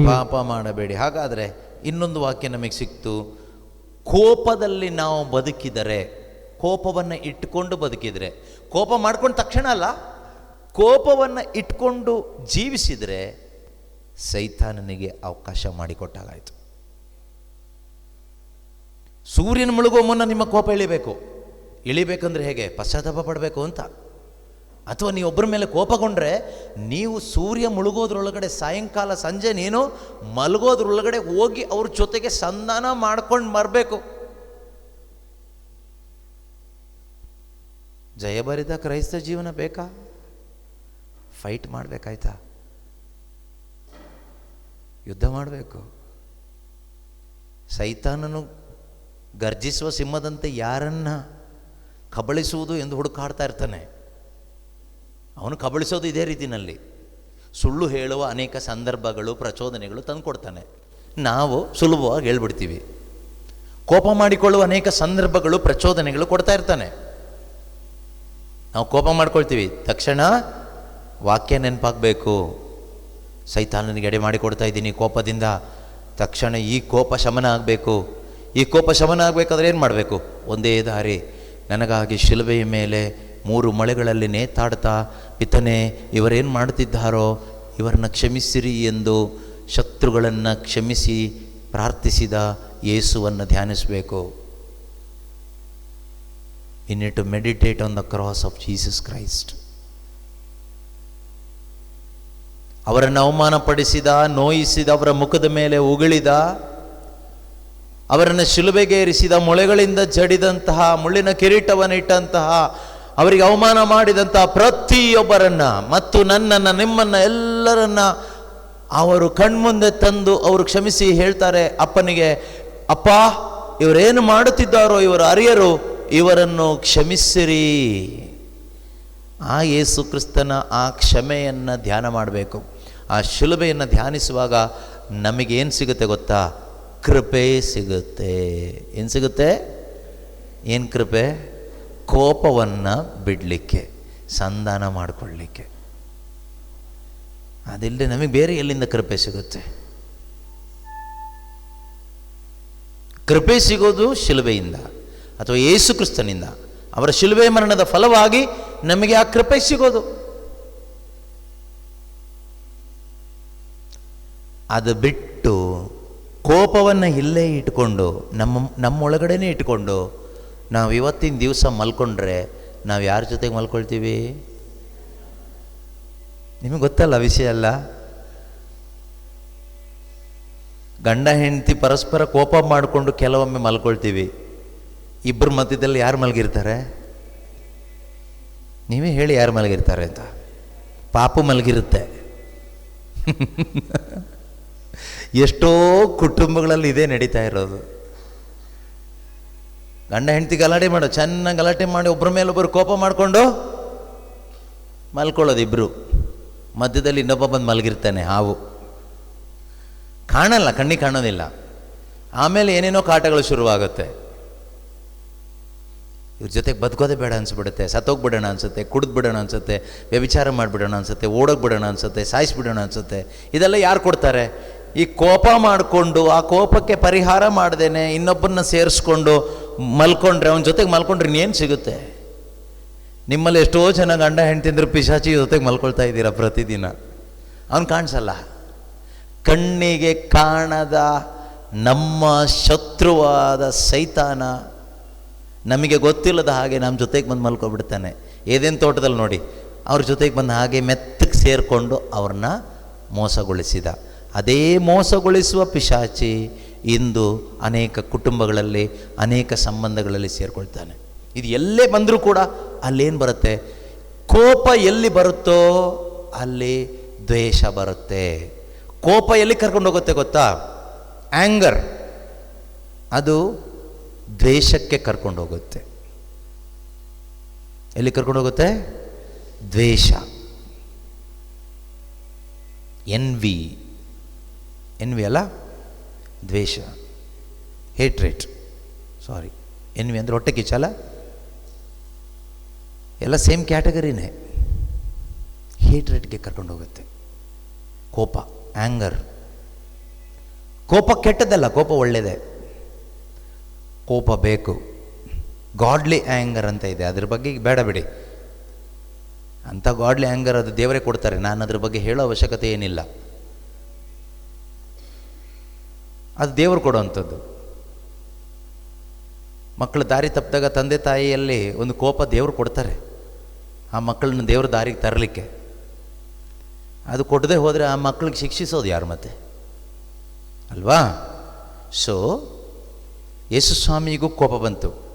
ದೇವಾಲಯವನ್ನು ಸಂತೆ ಮಾಡಿದಾಗ ಯೇಸುಸ್ವಾಮಿ ಚಾಟಿ ಥರ ಹಗ್ಗನ ಮಾಡಿಕೊಂಡು ಎಲ್ಲರನ್ನೂ ಓಡಿಸ್ಬಿಟ್ರು. ಕೋಪ ಬಂತು ಅವರಿಗೆ. ಅದು ಒಂದು, ಆ ಕೋಪ ಬರಬೇಕು, ಆ ದೇವರಿಂದ ಬರೋದು. ಆದರೆ ನಮ್ಗೆ ಅಂಥದ್ದು ಕೋಪ ಬರಲ್ಲ. ನಿಮಗೆ ಚರ್ಚ್ ಬಿಸ್ನೆಸ್ ಸೆಂಟರ್ ಮಾಡಿದರೆ ನಿಮಗೆ ಯಾರಿಗಾದ್ರೂ ಕೋಪ ಬರುತ್ತಾ? ನಿಮ್ಮ ಮನೆಗೆ ತಂದು ಯಾರಾದರೂ ಕಸ ಹಾಕಿದ್ರೆ ಕೋಪ ಬರಲ್ವಾ? ಅಲ್ವಾ? ಪೊಲೀಸು ಅವರು ಇವರು ಅಂತೆಲ್ಲ ಹೋಗ್ತೀರಿ. ಯೇಸುಸ್ವಾಮಿ ಕೋಪಗೊಂಡಿದ್ದು ನನ್ನ ಪಿತನ ಆಲಯವನ್ನು ಸಂತೆ ಮಾಡಿದ್ದೀರಿ ಅಂತ. ಮಾರ್ಕೆಟ್ ಪ್ಲೇಸ್ ಮಾಡಿದ್ದೀರಿ ಅಂತ. ಇವತ್ತು ನಮ್ಮ ಪಿತನ ಆಲಯ, ದೇವರ ಆಲಯ ಮಾರ್ಕೆಟ್ ಪ್ಲೇಸ್ ಆದರೂ ಕೂಡ ನಮಗೆ ಯಾರಿಗೂ ಏನೂ ಬರಲ್ಲ, ಯಾಕಂದರೆ ಅದು ನಮ್ಮದಲ್ವಲ್ಲ. ಅದೇ ನಮ್ಮ ಮನೆ ಮೇಲೆ ಯಾರಾದರೂ ಕಸ ಹಾಕ್ಬಿಟ್ರೆ ಕೋಪ ಬರುತ್ತೆ. ಅದು ಸ್ವಾರ್ಥದ ಕೋಪ. ಎಸ್, ಇಲ್ಲಿ ಕೋಪ ಈ ಸ್ವಾರ್ಥದಿಂದ ಬರ್ತಕ್ಕಂಥದ್ದು, ಸೈತಾನನ ಪ್ರೇರಣೆಯಿಂದ ಬರ್ತಕ್ಕಂಥದ್ದು. ಕೋಪವನ್ನು ಹಾಗೆ ಇಟ್ಕೊಂಡ್ರೆ ಅದು ದ್ವೇಷ ಉಂಟು ಮಾಡುತ್ತೆ. ಆ ದ್ವೇಷ ಮುಂದುವರೆದು ಹೋದರೆ ಮರ್ಡರ್ ಆಗುತ್ತೆ. ಏನಾಗುತ್ತೆ? ಅದಕ್ಕೆ ಒಂದು ಯೋವಾನನು ಬರೆದ ಮೊದಲನೇ ಪತ್ರಿಕೆ, ಫಸ್ಟ್ ಲೆಟರ್, ಅಧ್ಯಾಯ 2, ಮೂರನೇ ಅಧ್ಯಾಯ 15ನೇ ವಾಕ್ಯ. ಫಸ್ಟ್ ಲೆಟರ್ ಆಫ್ ಜಾನ್, ಯೋವಾನನು ಬರೆದ ಮೊದಲನೇ ಪತ್ರಿಕೆ, ಅಧ್ಯಾಯ 3, ವಾಕ್ಯ 15 ನಾವು ಓದ್ತೀವಿ. ಏನಂತ ಓದ್ತೀವಿ? ತನ್ನ ಸಹೋದರನನ್ನು ದ್ವೇಷಿಸುವವನು, ತನ್ನ ಸಹೋದರನನ್ನು ಅಥವಾ ಸಹೋದರಿಯನ್ನು ದ್ವೇಷ ಮಾಡುವವನು ಕೊಲೆಗಾರನೇ ಹೌದು. ಏನಾಗಿರ್ತಾನೆ? ಕೊಲೆಗಾರ. ನಿಮ್ಮಲ್ಲಿ ಯಾರಾದರೂ ಕೊಲೆಗಾರರಿದ್ದೀರಾ ಇಲ್ಲಿ? ಸಹೋದರನ್ನಾಗಲಿ ಸಹೋದರಿಯನ್ನಾಗಲಿ ದ್ವೇಷ ಮಾಡುವವನು ಕೊಲೆಗಾರ. ದ್ವೇಷ ಮಾಡುವವನು ಕೊಲೆಗಾರ. ಆಮೇಲೆ ಯಾವ ಕೊಲೆಗಾರನಲ್ಲೂ ನಿತ್ಯ ಜೀವ ಇರದೆಂದು ನಿತ್ಯ ಜೀವ ಇಲ್ಲ ಎಂದು ನೀವು ಬಲ್ಲಿರಿ. ಯಾವ ಕೊಲೆಗಾರನಲ್ಲೂ ನಿತ್ಯ ಜೀವ ಇಲ್ಲ. ನೀವು ಯಾರು ಚಾಕು ತಗೊಂಡು ಕೊಲೆ ಮಾಡಿರೋದಿಲ್ಲ. ಆದರೆ ಸಹೋದರನನ್ನು, ಸಹೋದರಿಯನ್ನು, ಗಂಡನನ್ನು, ಅತ್ತೆಯನ್ನು, ಸೊಸೆಯನ್ನು, ಮಾವನನ್ನು, ಅಕ್ಕಪಕ್ಕದವ್ರನ್ನ ದ್ವೇಷ ಮಾಡುವಾಗ, ಆ ದ್ವೇಷದಲ್ಲಿ ನೀವು ಬದುಕುವಾಗ, ಈ ದ್ವೇಷ ಎಲ್ಲಿಂದ ಹುಟ್ಟಿತ್ತು ನೋಡಿ? ಕೋಪ ದ್ವೇಷವಾಯಿತು, ಅದು ಕೊಲೆ ಆಯಿತು. ಆ ದ್ವೇಷ ಹೈಯೆಸ್ಟ್ ಪೀಕಿಗೆ ಹೋದಾಗ ಅದೇ ಕೊಲೆ. ಮತ್ತು ಚಾಕು ತಗೊಂಡು ಯಾಕೆ ಕೊಂದಿಲ್ಲ ಅಂದರೆ ನಿಮ್ಗೆ ಧೈರ್ಯ ಬಂದಿಲ್ಲ. ಅಷ್ಟು ಧೈರ್ಯ ಇನ್ನೂ ಬಂದಿಲ್ಲ. ಪೊಲೀಸ್ನವ್ರ ಭಯ, ಮಾನ ಮರ್ಯಾದೆಗೆ ಹೆದರಿಕೆ, ಮರ್ಯಾದೆ ಪ್ರಶ್ನೆ. ಚಾಕು ತಗೊಂಡು ಚುಚ್ಚಿಬಿಟ್ಟು ಸತ್ತೋಗ್ಬಿಟ್ರೆ ಅವನು ಅಲ್ವಾ? ಅಥವಾ ಅವ್ರು ವಾಪಸ್ ನಮಗೆ ಚುಚ್ಚಿಬಿಟ್ರೆ ನಾವು ಸತ್ತೋಗ್ಬಿಟ್ರೆ. ಸೊ ಈ ಭಯದಿಂದ ನಾವು ಚಾಕು ತಗೊಳ್ಳೋದಿಲ್ಲ. ಆದರೆ ದೇವರು ಆಲ್ರೆಡಿ ಚಾಕು ನೋಡಿ ಆಯಿತು. ನೀನು ಚಾಕು ತಗೊಳ್ಳೋದೇ ಬೇಡ, ದೇವರು ನಿನ್ನ ಕೈಯಲ್ಲಿ ಚಾಕುನ ನೋಡಿ ಆಯಿತು. ಅದು ಯಾವುದು ಗೊತ್ತಾ? ಯಾವ ಚಾಕು ಹೇಳಿ? ದ್ವೇಷ. ದ್ವೇಷ ಎಂಬ ಚಾಕು ಆಲ್ರೆಡಿ ನೀನು ಹಿಡ್ಕೊಂಡಿದ್ದು ದೇವರು ನೋಡಿ ಆಯಿತು.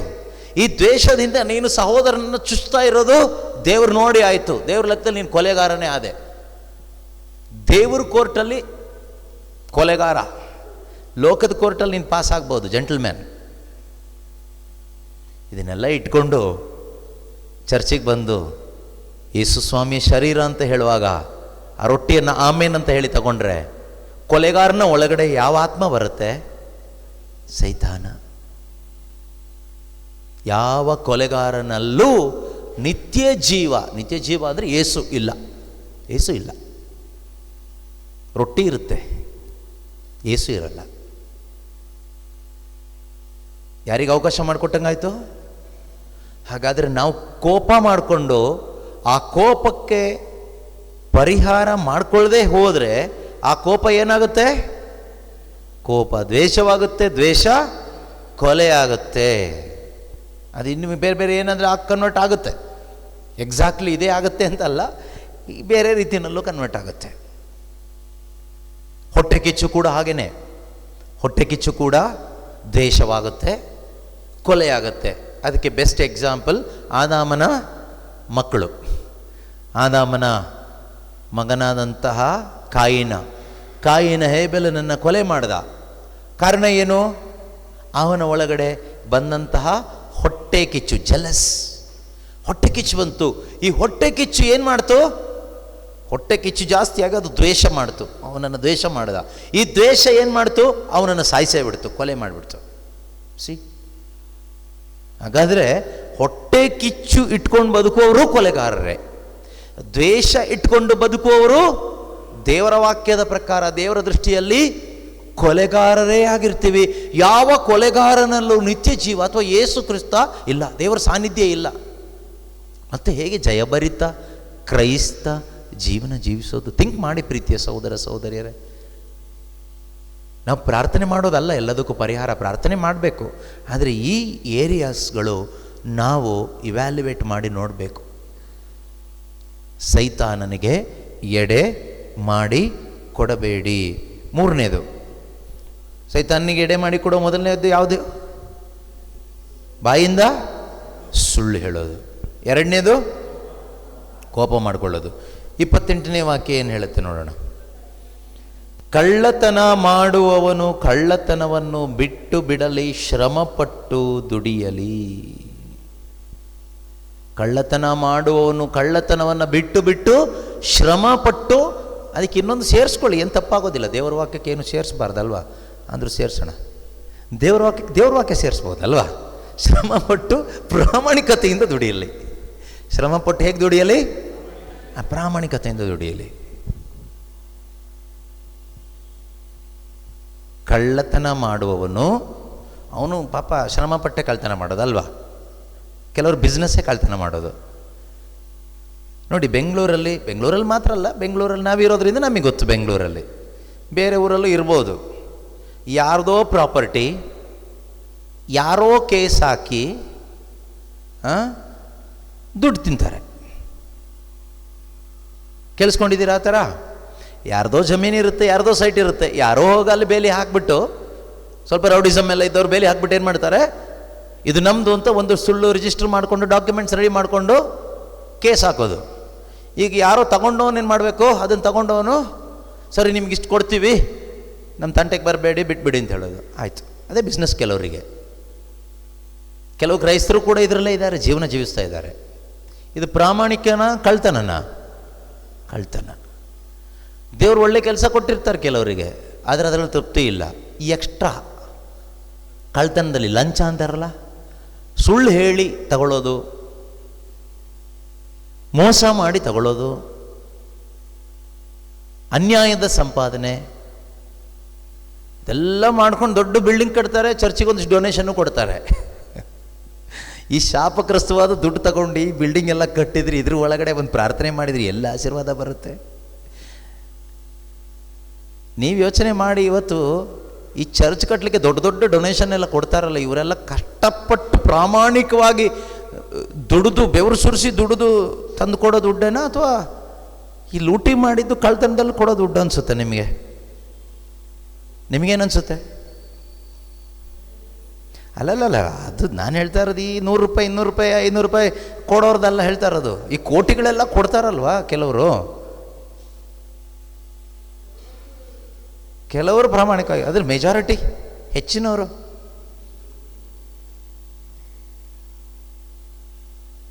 ಯಾರ್ದೋ ಜಮೀನು ಹೊಡ್ಕೊಂಡು, ಯಾರ್ದೋ ಆಸ್ತಿ ಹೊಡ್ಕೊಂಡು, ಅದರಲ್ಲಿ ಬಂದಿರೋ ಒಂದಿಷ್ಟು ಕಮಿಷನ್ನು ದುಡ್ಡು ತಂದು 25 ಲಕ್ಷ 50 ಲಕ್ಷ 1 ಕೋಟಿ ಚರ್ಚಿಗೆ ನನ್ನ ಕಡೆಯಿಂದ ಅಂತ ಹೇಳಿ ಬೋರ್ಡಲ್ಲಿ ಹೆಸರು ಹಾಕ್ಸೋರು ಎಷ್ಟೋ ಜನ ಇದ್ದಾರೆ.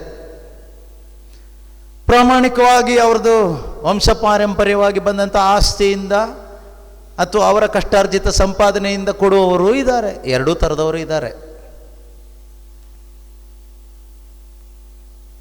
ಈ ಥರ ದುಡ್ಡೆಲ್ಲ ತಗೊಂಡು ಚರ್ಚಿಗೆ ಹಾಕೋದ್ರಿಂದ ಏನಾದರೂ ಉಪಯೋಗ ಇದೆಯಾ? ಏನೂ ಉಪಯೋಗ ಇಲ್ಲ. ಸುಮ್ಮನೆ ಶಾಪಗ್ರಸ್ತವಾದ ದುಡ್ಡು. ಎಲ್ಲ ದುಡ್ಡು ತಗೋಬಾರ್ದು, ಆದರೆ ಏನು ಮಾಡೋದು? ಕಟ್ಟಬೇಕಂದ್ರೆ ಇಂಥವ್ರು ಕೊಟ್ರೇನೆ ಅಲ್ವಾ? ಬಡ ವಿಧವೆಯ ಬೆಳ್ಳಿ ಏನು 2 ಬೆಳ್ಳಿನ ಹಣ್ಣಿಗೆ ಯಾವ ಬೆಲೆ ಇದೆ? ಏನು ಕಟ್ಬೋದು? ಒಂದು ಟ್ಯೂಬ್ ಲೈಟ್ ಬರಲ್ಲ, LED ಲೈಟ್ ತೊಗೊಳಕ್ಕಾಗಲ್ಲ.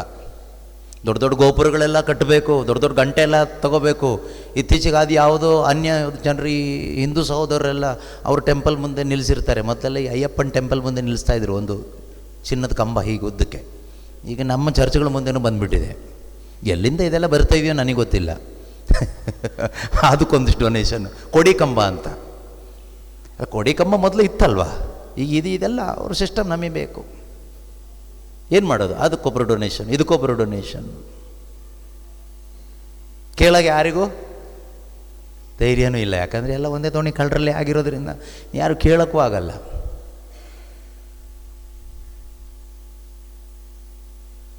ಥಿಂಕ್ ಮಾಡಿ, ಅದೇನೋ ಮಾಡ್ಕೊಳ್ಳಿ, ನೀವೇನು ಕಂಬನಾದ್ರೂ ನೆಟ್ಕೊಳ್ಳಿ, ಅದು ಅವ್ರವ್ರಿಗೆ ಬಿಟ್ಟಿದ್ದು. ಆದರೆ ಹೇಳೋದು ನನ್ನ ಕರ್ತವ್ಯ, ಹೇಳಲೇಬೇಕಾಗುತ್ತೆ. ಕೇಳೋದಕ್ಕೆ ಕಿವಿಯುಳ್ಳವನು ಕೇಳಿಸ್ಕೊಳ್ಳಿ. ಈ ಥರ ಎಲ್ಲ ನಡೀತಾ ಇದೆ, ಜಾಗರೂಕರಾಗಿರಿ. ವಿಷಯ ಏನು ಅಂದರೆ, ಇದು ಕಷ್ಟಾರ್ಜಿತ ಸಂಪಾದನೆಯಿಂದ ಮಾಡ್ತಾ ಇರೋದಾ ಅಥವಾ ಕಳ್ತನ ದುಡ್ಡಿಂದ ಮಾಡ್ತಾ ಇರೋದಾ? ಕಳ್ತನ ಮಾಡುವನು ಕಳ್ತನ ಬಿಟ್ಟುಬಿಡ್ಲಿ, ಪ್ರಾಮಾಣಿಕತೆಯಿಂದ ದುಡಿಮೆ ಮಾಡಲಿ. ಈ ಕಳ್ತನದಲ್ಲಿ ಬದುಕಿದರೆ ಸೈತಾನನಿಗೆ ಎಡೆ ಮಾಡಿಕೊಟ್ಟ ಹಾಗೆ. ಅದು ಯಾರೇ ಇರಲಿ, ದೇವರ ಹೆಸರಲ್ಲೇ ಇವತ್ತು ಕಳ್ತನ ನಡೀತಾ ಇದೆ. ದೇವರ ಹೆಸರಲ್ಲಿ ಕಳ್ತನ ನಡೀತಾ ಇದೆ. ಇನ್ನು ಬಿಟ್ಬಿಡಿ, ಬೇರೆ ಯಾರ ಹೆಸರಲ್ಲಿ ಅಲ್ವಾ? ದೇವರ ಹೆಸರಲ್ಲಿ ಕಳ್ತನ ನಡೀತಾ ಇದೆಯಾ? ನಾವು ನಿಮಗೋಸ್ಕರ ಪ್ರಾರ್ಥನೆ ಮಾಡ್ತೀವಿ, ನಮಗೆ ಇಷ್ಟು ದುಡ್ಡು ಕೊಡಬೇಕು ಅಂತ ಎತ್ಕೊಂಡು ಹೋಗೋರು ಇದ್ದಾರಾ? ಇದ್ದಾರೆ. ನಾವು ನಿಮಗೆ ದೇವ್ರ ವಾಕ್ಯ ಸಾರ್ತೀವಿ, ನಮಗೆ ಇಷ್ಟು ಸಾವಿರ ಕೊಡಬೇಕು, ಇಷ್ಟು ಲಕ್ಷ ಕೊಡಬೇಕು, ಇಷ್ಟು ಆಗುತ್ತೆ, ಇಷ್ಟು ಕೊಟ್ಟರೇನೆ ಬಂದು ಮಾಡೋದು ಅಂತ ನಡೀತಾ ಇದೆಯಾ? ಅದೆಲ್ಲ ಏನದು? ದೇವರ ಹೆಸರಲ್ಲಿ ನಡೆಯುವ ಕಳ್ತನ. ಒಂದೊಂದೇ ಇನ್ನೂ ಬಿಡಿಸಿ ಬಿಡಿಸಿ ಹೇಳ್ತಾ ಹೋದರೆ ನೀವು ನನ್ನನ್ನು ಓಡಿಸ್ಬಿಡ್ತೀರಿ ಕಾಂಪೌಂಡಿಂದ. ಆದ್ದರಿಂದ ಸದ್ಯಕ್ಕೆ ಬೇಡ. ಮುಂದೆ ದೇವರ ಆತ್ಮರು ಪ್ರೇರಣೆ ಕೊಟ್ಟರೆ ಖಂಡಿತವಾಗ್ಲೂ ಹೇಳ್ತೀನಿ. ಆಗ ನೀವು ಓಡಿಸಿದ್ರು ನಾನು ಓಡದೆ.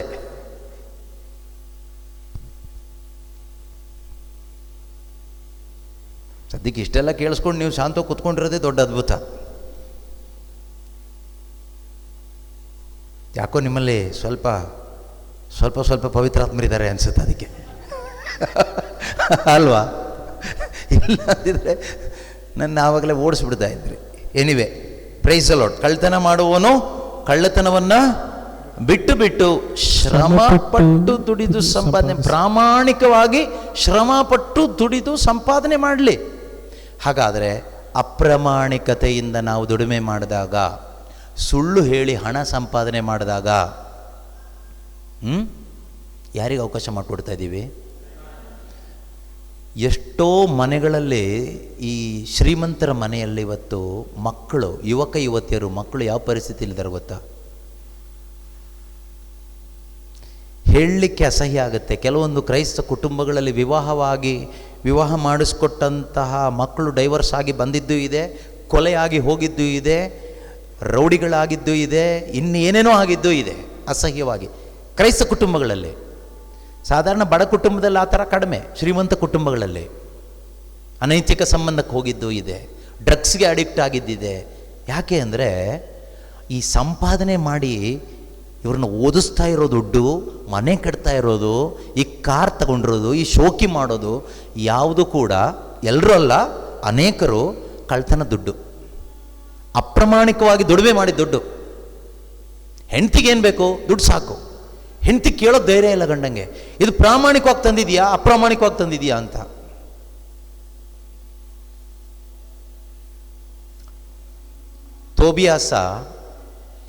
ತೋಬಿಯಾಸನ ಹೆಂಡತಿ ಕೆಲಸಕ್ಕೆ ಹೋಗೋ ಮನೆಯಿಂದ ಒಂದು ಕುರಿನ ತಗೊಂಡು ಬಂದ್ಲು. ಆಗ ಆ ಕುರಿ ಕೂಗ್ತಾ ಇತ್ತು. ಆಗ ತೋಬಿಯಾಸ ಕೇಳ್ತಾನೆ ಹೆಂಡ್ತಿಗೆ, ಅವಳ ಹೆಸರೇನು? ಎಡ್ನಾ ಸಾರನಾ? ಏನೋ ಇರಲಿ, ಓಕೆ. ಏನು ಕೇಳ್ತಾನೆ ಗೊತ್ತಾ? ಈ ಕುರಿನ ನೀನು ಕಳ್ತನ ಮಾಡ್ಕೊಂಡು ಬಂದಿದ್ಯಾ, ಇದನ್ನು ವಾಪಸ್ ತಗೊಂಡು ಕೊಟ್ಬಿಡ್ಬೇಡ. ಕಳ್ತನದ ಕುರಿ ನಮಗೆ ಬೇಡ, ದಾರಿ ಮೇಲೆ ಹೋಗ್ತಾ ಹಿಡ್ಕೊಂಡು ಬಂದಿದ್ದ ಕುರಿನೂ ಬೇಡ, ನೀನು ಕಷ್ಟಪಟ್ಟು ದುಡ್ಕೊಂಡು ಬಂದಿರೋದು ಮಾತ್ರ ಸಾಕು, ವಾಪಸ್ ತಗೊಂಡು ಕೊಡು ಅಂತ ಹೇಳ್ತಾನೆ. ಅವಳಿಗೆ ಕೋಪ ಬಂದ್ಬಿಡ್ತು. ನಿನ್ನ ಕುರುಡ, ಕಣ್ಣು ಬೇರೆ ಕಾಣಲ್ಲ ನಿನಗೆ, ನಾನು ಕಷ್ಟಪಟ್ಟು ನಿನ್ನ ಕುರುಡ ಅಂತ ಹೆಲ್ಪ್ ಮಾಡೋಕ್ಕಂತ ತಗೊಂಡು ಬಂದೆ ಅಂತ. ಆದರೆ ಇವತ್ತಿನ ಗಂಡಂದ್ರು ಹೆಂಡ್ತಿಯರಾದರೆ ಏನು ಹೇಳ್ತಾ ಇದ್ವಿ? ಅಯ್ಯೋ ದೇವರ ಆಶೀರ್ವಾದ ಅಂತ ಹೇಳಿಬಿಟ್ಟು ಮಟನ್ ಬಿರಿಯಾನಿ ಮಾಡಿ ದೇವರಿಗೆ ಅಂತ ಒಂದು ಪಾತ್ರೆ ಸಪ್ರೇಟ್ ಮಾಡಿ ಇಟ್ಬಿಟ್ಟು ಯಾವುದೋ ಕರಿಸ್ಮ್ಯಾಟಿಕ್ ಬ್ರದರ್ಗೋ ಅಥವಾ ಎಲ್ಲಿಗೋ ಕಳಿಸ್ಕೊಟ್ಬಿಟ್ಟು ದೇವ್ರ ಸೇವಕರಿಗೆ ಒಂದಿಷ್ಟು ಕೊಟ್ಬಿಟ್ಟು ಮೊದಲನೇ ಭಾಗ ದೇವರಿಗಿರಲಿ, ದೇವ್ರು ಕೊಟ್ಟಿದ್ದು ಅಂತ ಹೇಳ್ಬಿಟ್ಟು ತಿಂದು ಶಾಪತ್ತು ತಂದ್ಕೊಳ್ತಾ ಇದ್ವಿ. ಆದರೆ ಅವನು ಹಾಗೆ ಮಾಡಿಲ್ಲ. ತೋಬಿತಿನ ಗ್ರಂಥದಲ್ಲಿದೆ, ಓದಿ ನೋಡಿ ಆಯಿತಾ, ಆಮೇಲೆ ಮನೆಗೆ ಹೋದ್ಮೇಲೆ. ಪ್ರಾಮಾಣಿಕವಾಗಿ ಕಷ್ಟಪಟ್ಟು ದುಡಿದಿದ್ದು ಮಾತ್ರನೇ ಆಶೀರ್ವಾದ, ನೆನ್ಪಿಟ್ಕೊಳ್ಳಿ. ಅಲ್ಲಿ ಸೈತಾನನಿಗೆ ಎಂಟ್ರಿ ಇಲ್ಲ. ಆದರೆ ಸುಳ್ಳು ಹೇಳಿ ಅಪ್ರಾಮಾಣಿಕವಾಗಿ ಸಂಪಾದನೆ ಮಾಡಿದ್ರಲ್ಲಿ ಸೈತಾನನ ಪಾಲಿದೆ. ಅವನು ಪ್ರಸಾದ ಇದೆ, ಅವನು ಬಂದು ಸೇರ್ಕೊಳ್ತಾನೆ. ಎಷ್ಟೋ ಕ್ರೈಸ್ತ ಕುಟುಂಬದಲ್ಲಿ ಅವನು ಸೇರ್ಕೊಂಡಿದ್ದು ಹೀಗೇನೆ, ಅನ್ಯಾಯದ ದುಡಿಮೆ, ಸುಳ್ಳು ಹೇಳಿ ದುಡಿಮೆ ಮಾಡೋದು. ಅವನು ಬಂದು ಸೇರ್ಕೊಳ್ತಾನೆ, ಅವನು ಹೋಗೋದು ಇಲ್ಲ. ನೀವು ಅವನಿಗೆ ಯಾವ ಹೋಲಿ ವಾಟರ್ ಹಾಕಿದ್ರೂ ಅವನು ಹೋಗಲ್ಲ. ಅಲ್ಲಿ ಹೋಲಿ ವಾಟರ್ ಎಲ್ಲ ವರ್ಕ್ ಆಗಲ್ಲ. ಯೇಸುವಿನ ರಕ್ತ ವರ್ಕ್ ಆಗಬೇಕಂದ್ರೆ ಏನು ಮಾಡಬೇಕು? ಪಶ್ಚಾತ್ತಾಪ ಪಡಬೇಕು. ಎಲ್ಲೆಲ್ಲಿಂದ ಕಳ್ತನ ಮಾಡಿದ್ವಿ ಅಲ್ಲಿಗೆಲ್ಲ ವಾಪಸ್ ಹತ್ರಷ್ಟು ಕೊಡಬೇಕು, ವಾಪಸ್ ತಗೊಂಡೋಗಿ ದಶಾಂಶ ಕೊಡಬೇಕು. ದಶಾಂಶ ಅಲ್ಲ, ಕೊಡಬೇಕು. ಜಕ್ಕಾಯ ಹೇಳಿದಾಗೆ, ನಾನು ಯಾರಿಂದಾದರೂ ಅನ್ಯಾಯವಾಗಿ ತೆಗೆದುಕೊಂಡ್ರೆ ಅವರಿಗೆ 4ರಷ್ಟು ವಾಪಸ್ ಕೊಡ್ತೀನಿ. ಎಲ್ಲಿಂದ ಕಳ್ತನ ಮಾಡಿದ್ಯೋ ಅಲ್ಲಿಗೆ ವಾಪಸ್ ಕೊಡಬೇಕು. ನಾವು ಎಲ್ಲರದ್ದು ಕಳ್ತನ ಮಾಡಿ ದೇವ್ರದೇ ಕಳ್ತನ ಮಾಡ್ತೀವಿ. ದೇವ್ರಿಗೆ ಕೊಡಬೇಕಾ? ದೇವರಿಗೇನು ಕೊರತೆ ಇಲ್ಲ, ದೇವ್ರ ಸೇವೆಗೆ ಕೊಡಲೇಬೇಕು. ಯಾಕೆಂದರೆ ನಮಗೆ ಜೀವ ಕೊಟ್ಟಿದ್ದವರು, ನಮಗೆ ಎಲ್ಲ ಒಳಿತನ್ನು ಕೊಟ್ಟಿದ್ದವರು. ಅವ್ರಿಗೆ ನಮ್ಮ ಹಣದ ಅವಶ್ಯಕತೆ ಇಲ್ಲ, ನಮ್ಮ ಪ್ರಾಮಾಣಿಕತೆ ಅವಶ್ಯಕತೆ ಇದೆ, ನಮ್ಮ ವಿಶ್ವಾಸದ ಅವಶ್ಯಕತೆ ಇದೆ, ನಮ್ಮ ಸಮರ್ಪಣೆಯ ಅವಶ್ಯಕತೆ ಇದೆ. ನಾವು ಎಷ್ಟು ಅವ್ರನ್ನ ಪ್ರೀತಿ ಮಾಡ್ತಾ ಇದ್ದೀವಿ, ಹಣಕ್ಕಿಂತ ಹೆಚ್ಚಾಗಿ ಅವ್ರನ್ನ ಪ್ರೀತಿ ಮಾಡ್ತಾ ಇದ್ದೀವಿ ಅಂತ ಆ ಪ್ರೀತಿ ತೋರಿಸುವ ಅವಶ್ಯಕತೆ ಇದೆ. ಆದ್ದರಿಂದ ಹಣ ಕೊಡುವ ಅವಶ್ಯಕತೆ ಇದೆ. ಅದೆಲ್ಲ ದೇವರಿಗೆ ನಮ್ಮ ಚಿಲ್ಲರೆ ಕಾಸೇನು ಬೇಕಾಗಿಲ್ಲ. ಇವತ್ತು ಕೆಲವರು ಕೊಡ್ತಾರೆ, ಯಾಕೆ ಗೊತ್ತಾ? ಆಶೀರ್ವಾದ ಪಡ್ಕೊಳ್ಳಿಕ್ಕೆ ಕೊಡ್ತಾರೆ. ಕೊಟ್ಟಷ್ಟು ಬರುತ್ತೆ ಬ್ರದರ್, ಅದು ಒಂದು ರೀತಿ ಕಳ್ತನನ್ನೇ. ಅದು ಪ್ರೀತಿಯಿಂದ ಕೊಡೋದು ಅಲ್ಲ, ವಿಶ್ವಾಸದಿಂದ ಕೊಡೋದು ಅಲ್ಲ, ವ್ಯಾಮೋಹದಿಂದ ಕೊಡೋದು. ಇನ್ನೂ ಬರುತ್ತೆ, ಕೊಟ್ಟಷ್ಟು ಬರುತ್ತೆ, ಬರಲಿಕ್ಕೋಸ್ಕರ.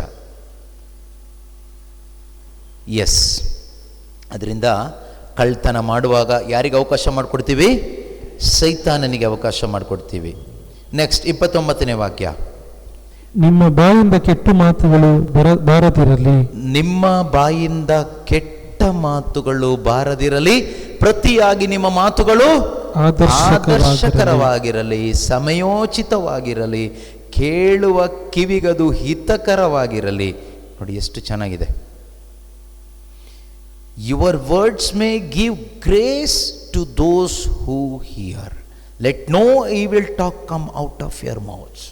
ನಿಮ್ಮ ಬಾಯಿಂದ ಯಾವುದೇ ಕೆಟ್ಟ ಮಾತುಗಳು, ಹೊಲಸು ಮಾತುಗಳು, ಶಾಪದ ಮಾತುಗಳು, ಅಶುದ್ಧವಾದ ಮಾತುಗಳು ಬಾರದೇ ಇರಲಿ. ಕೆಲವು ಟೈಮ್ ನಾವು ಮಕ್ಕಳಿಗೆ ಶಾಪ ಹಾಕ್ತೀವಿ, ನೀನು ಉದ್ಧಾರ ಆಗಲ್ಲ, ನೀನು ಹಾಳಾಗಿ ಹೋಗ್ತೀಯ, ನಿನ್ನ ಜನ್ಮ ಹಾಳಾದ ಜನ್ಮ, ಈ ಥರ ಮಾತಾಡ್ತೀವ ನಾವು? ಮಾತಾಡ್ತೀವಿ. ಇದೆಲ್ಲ ಏನು? ಕೆಟ್ಟ ಮಾತುಗಳು, ಶಾಪದ ಮಾತುಗಳು. ದೇವರು ನಮಗೆ ಈ ನಾಲಿಗೆಯನ್ನು ಕೊಟ್ಟಿರೋದು ಯಾಕೆ ಗೊತ್ತಾ? ಸೃಷ್ಟಿಕರ್ತನ ಮಹಿಮೆಗಾಗಿ, ದೇವರನ್ನ ಮಹಿಮೆ ಪಡಿಸ್ಲಿಕ್ಕಾಗಿ, ದೇವರನ್ನ ಸ್ತುತಿ ಮಾಡಲಿಕ್ಕಾಗಿ, ಒಳ್ಳೇದು ಮಾಡಲಿಕ್ಕೋಸ್ಕರ. ಆದರೆ ಈ ನಾಲಿಗೆಯಿಂದ ನಾವು ಕೆಟ್ಟ ಮಾತುಗಳನ್ನು ಮಾತನಾಡುವಾಗ, ತುಚ್ಛವಾದ ಮಾತುಗಳನ್ನ ಮಾತನಾಡುವಾಗ, ಚಾಡಿ ಮಾತುಗಳನ್ನ ಮಾತನಾಡುವಾಗ, ಬೈಬಲ್ ಹೇಳುತ್ತೆ, ತಿಮೋತಿಗೆ ಬರೆದ 2ನೇ ಪತ್ರಿಕೆ 2ನೇ ಅಧ್ಯಾಯ 16ನೇ ವಾಕ್ಯದಲ್ಲಿ, 2 Timothy chapter 2 verse 16, avoid profane chatter. ಪ್ರಾಪಂಚಿಕ ಹರಟೆಯಿಂದ ದೂರ ಇರು, ಅವುಗಳಲ್ಲಿ ಕಾಲಹರಣ ಮಾಡುವವರು ದೇವರಿಂದ ದೂರ ಸರಿಯುತ್ತಾರೆ. ಹರಟೆ ಮಾತೇ ಕೆಟ್ಟ ಮಾತು. ನೀವು ಆ ಮಗನೇ ಈ ಮಗನೇ ಅಂತೆಲ್ಲ ಹೇಳದೇ ಇದ್ರೂ ಪರವಾಗಿಲ್ಲ, ಅದೇ ಹೇಳಬೇಕಂತೇನಿಲ್ಲ.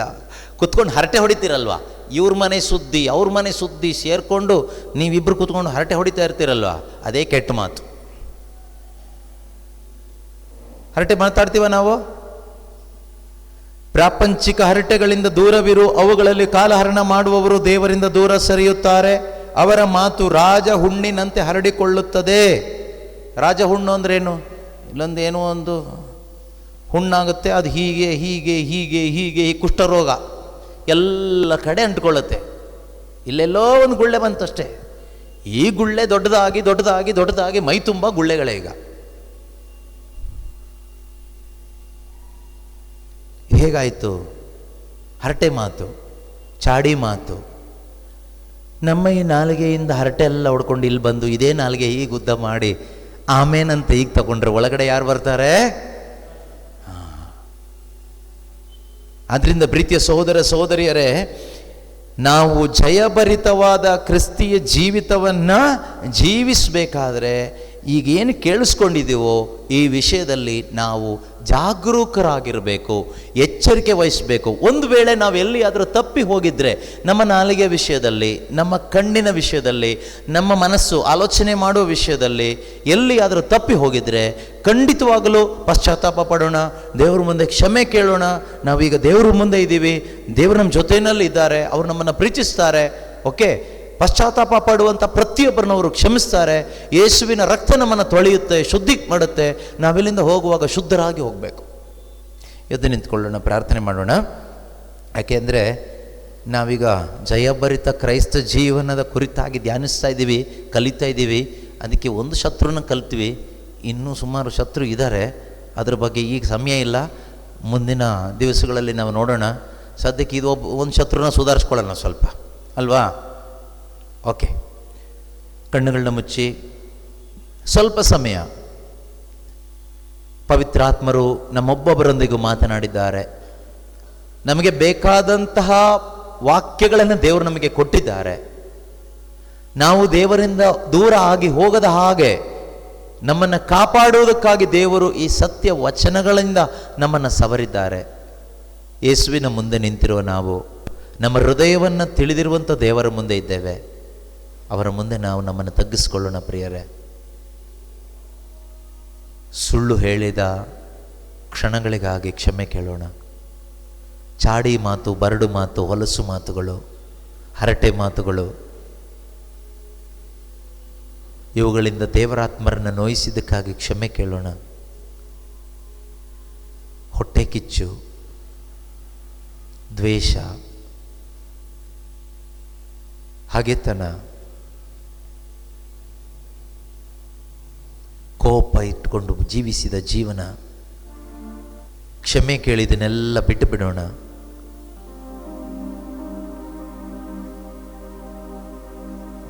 ಯೇಸು ಸ್ವಾಮಿಯ ಶಿಲುಬೆಯನ್ನೊಮ್ಮೆ ಧ್ಯಾನ ಮಾಡೋಣ.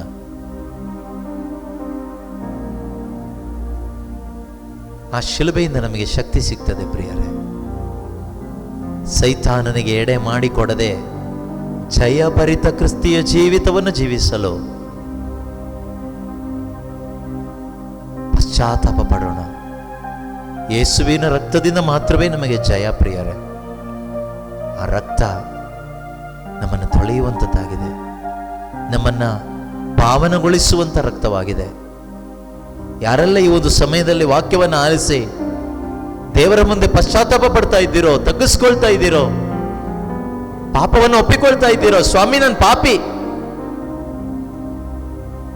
ನಾನು ಅಯೋಗ್ಯನು ಸ್ವಾಮಿ,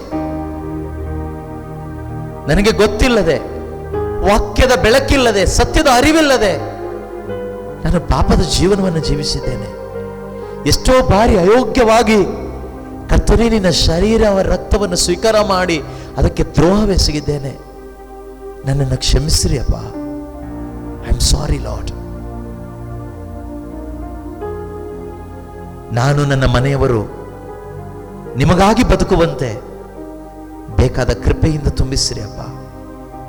ಅನ್ಯಾಯದ ಸಂಪಾದನೆಯಿಂದ, ಸುಳ್ಳಿನ ಅಪ್ರಾಮಾಣಿಕ ಸಂಪಾದನೆಯಿಂದ ನಾನು ಬೇರ್ಪಟ್ಟು ಬದುಕಲು ಪವಿತ್ರಾತ್ಮರೇ ಕೃಪೆ ನೀಡಿರಿ. ಅನ್ಯಾಯದ, ಸುಳ್ಳಿನ, ಮೋಸದ ಹಣಕ್ಕೆ ನಾನು ಮಾರು ಹೋಗದೆ, ಆಸೆ ಪಡದೆ, ದೇವರೇ ಪ್ರಾಮಾಣಿಕ ಮಗನಾಗಿ, ಪ್ರಾಮಾಣಿಕ ಮಗಳಾಗಿ ದುಡಿಯಲು ಬೇಕಾದ ಶಕ್ತಿಯನ್ನು ನನಗೆ ನೀಡಿರಿ. ಸುಳ್ಳು ಹೇಳದೆ ಬದುಕಲು ಬೇಕಾದ ಕೃಪೆಯನ್ನು ನನಗೆ ನೀಡಿರಿ. ಕೋಪವನ್ನು ಇಟ್ಟುಕೊಂಡು ದ್ವೇಷ ಮಾಡದೆ ಬದುಕಲು ಬೇಕಾದ ಕೃಪೆಯಿಂದ ನನ್ನನ್ನು ತುಂಬಿಸಿರಿ. ಬರಡು ಮಾತುಗಳು, ಚಾಡಿ ಮಾತುಗಳು, ಹೊಲಸು ಮಾತುಗಳಿಗೆ ನನ್ನ ನಾಲಿಗೆಯನ್ನು, ಮನಸ್ಸನ್ನು ಬಿಟ್ಟುಕೊಡದ ಹಾಗೆ ಜೀವಿಸಲು ಬೇಕಾದಂತಹ ಹಿತಕರವಾದ ಮಾತುಗಳನ್ನು ಮಾತನಾಡಲು, ನಿನ್ನ ಕೃಪೆಗೆ ಯೋಗ್ಯವಾದ ಮಾತುಗಳನ್ನು ಮಾತ್ರ ಮಾತನಾಡಲು ಬೇಕಾದ ಜ್ಞಾನದಿಂದ ನನ್ನನ್ನು ತುಂಬಿಸಿರಿ. ಒಬ್ಬೊಬ್ಬರು ಬಲಗೊಳ್ಳಲಿ ಅಪ್ಪ. Hallelujah. Thank you Jesus. Praise you Jesus. Hallelujah. ಯೇಸುವೇ ಸ್ತೋತ್ರ ಅಪ್ಪ. ಕೇಳಿಸಿಕೊಂಡಂಥ ಈ ವಚನಗಳು ಪ್ರತಿಯೊಬ್ಬರ ಹೃದಯದಲ್ಲೂ 100 ಮಡಿ ಫಲ ಉಂಟಾಗಲಿ ಸ್ವಾಮಿ. ಮಾತೆ ಮರಿಯಳು ಯೇಸುವಿನ ಕುರಿತಾಗಿ ಹೇಳಿದ ಒಂದೊಂದು ವಿಷಯಗಳನ್ನು ತನ್ನ ಹೃದಯದಲ್ಲಿಟ್ಟುಕೊಂಡು ಧ್ಯಾನಿಸುತ್ತಾ ಜೀವಿಸಿದ ಹಾಗೆ ಇಂದು ನಾವು ಆಲಿಸಿದ ಈ ವಚನಗಳನ್ನು ನಮ್ಮ ಹೃದಯದಲ್ಲಿಟ್ಟು ಧ್ಯಾನಿಸುತ್ತಾ ದೇವರ ಮಹಿಮೆಗಾಗಿ ಜೀವಿಸುವಂತೆ ಆಗಲಿ ಅಪ್ಪ. ಕೇಳಿಸಿಕೊಂಡಿರುವ ಈ ಸತ್ಯಗಳಿಗೆ ಬಿಗಿಯಾಗಿ ಕಚ್ಚಿಕೊಳ್ಳಲು ಬೇಕಾದ ಕೃಪೆ ಪ್ರತಿಯೊಬ್ಬರಲ್ಲಿ ಉಂಟಾಗಲಿ ಕರ್ತನೆ. ಯೇಸುವೇ, ನೀವು ಕಾಣಿಸಿಕೊಂಡಿರುವುದು ಸೈತಾನನ ಕಾರ್ಯಗಳನ್ನು ಲಯ ಮಾಡುವುದಕ್ಕಾಗಿ. ಈ ಒಂದು ಸಮಯದಲ್ಲಿ ನಿಮ್ಮ ವಾಕ್ಯದ ಮುಖಾಂತರ ಸೈತಾನನ ಎಲ್ಲ ಕಾರ್ಯಗಳು ನಮ್ಮಲ್ಲಿ ಲಯವಾಗಿದೆ ಎಂದು ನಂಬ್ತಾ ಇದ್ದೇವೆ. ನಿನ್ನ ವಾಕ್ಯ ಇಬ್ಬಾಯಿ ಕತ್ತಿಗಿತ್ತಲು ಹರಿತವಾದದ್ದು.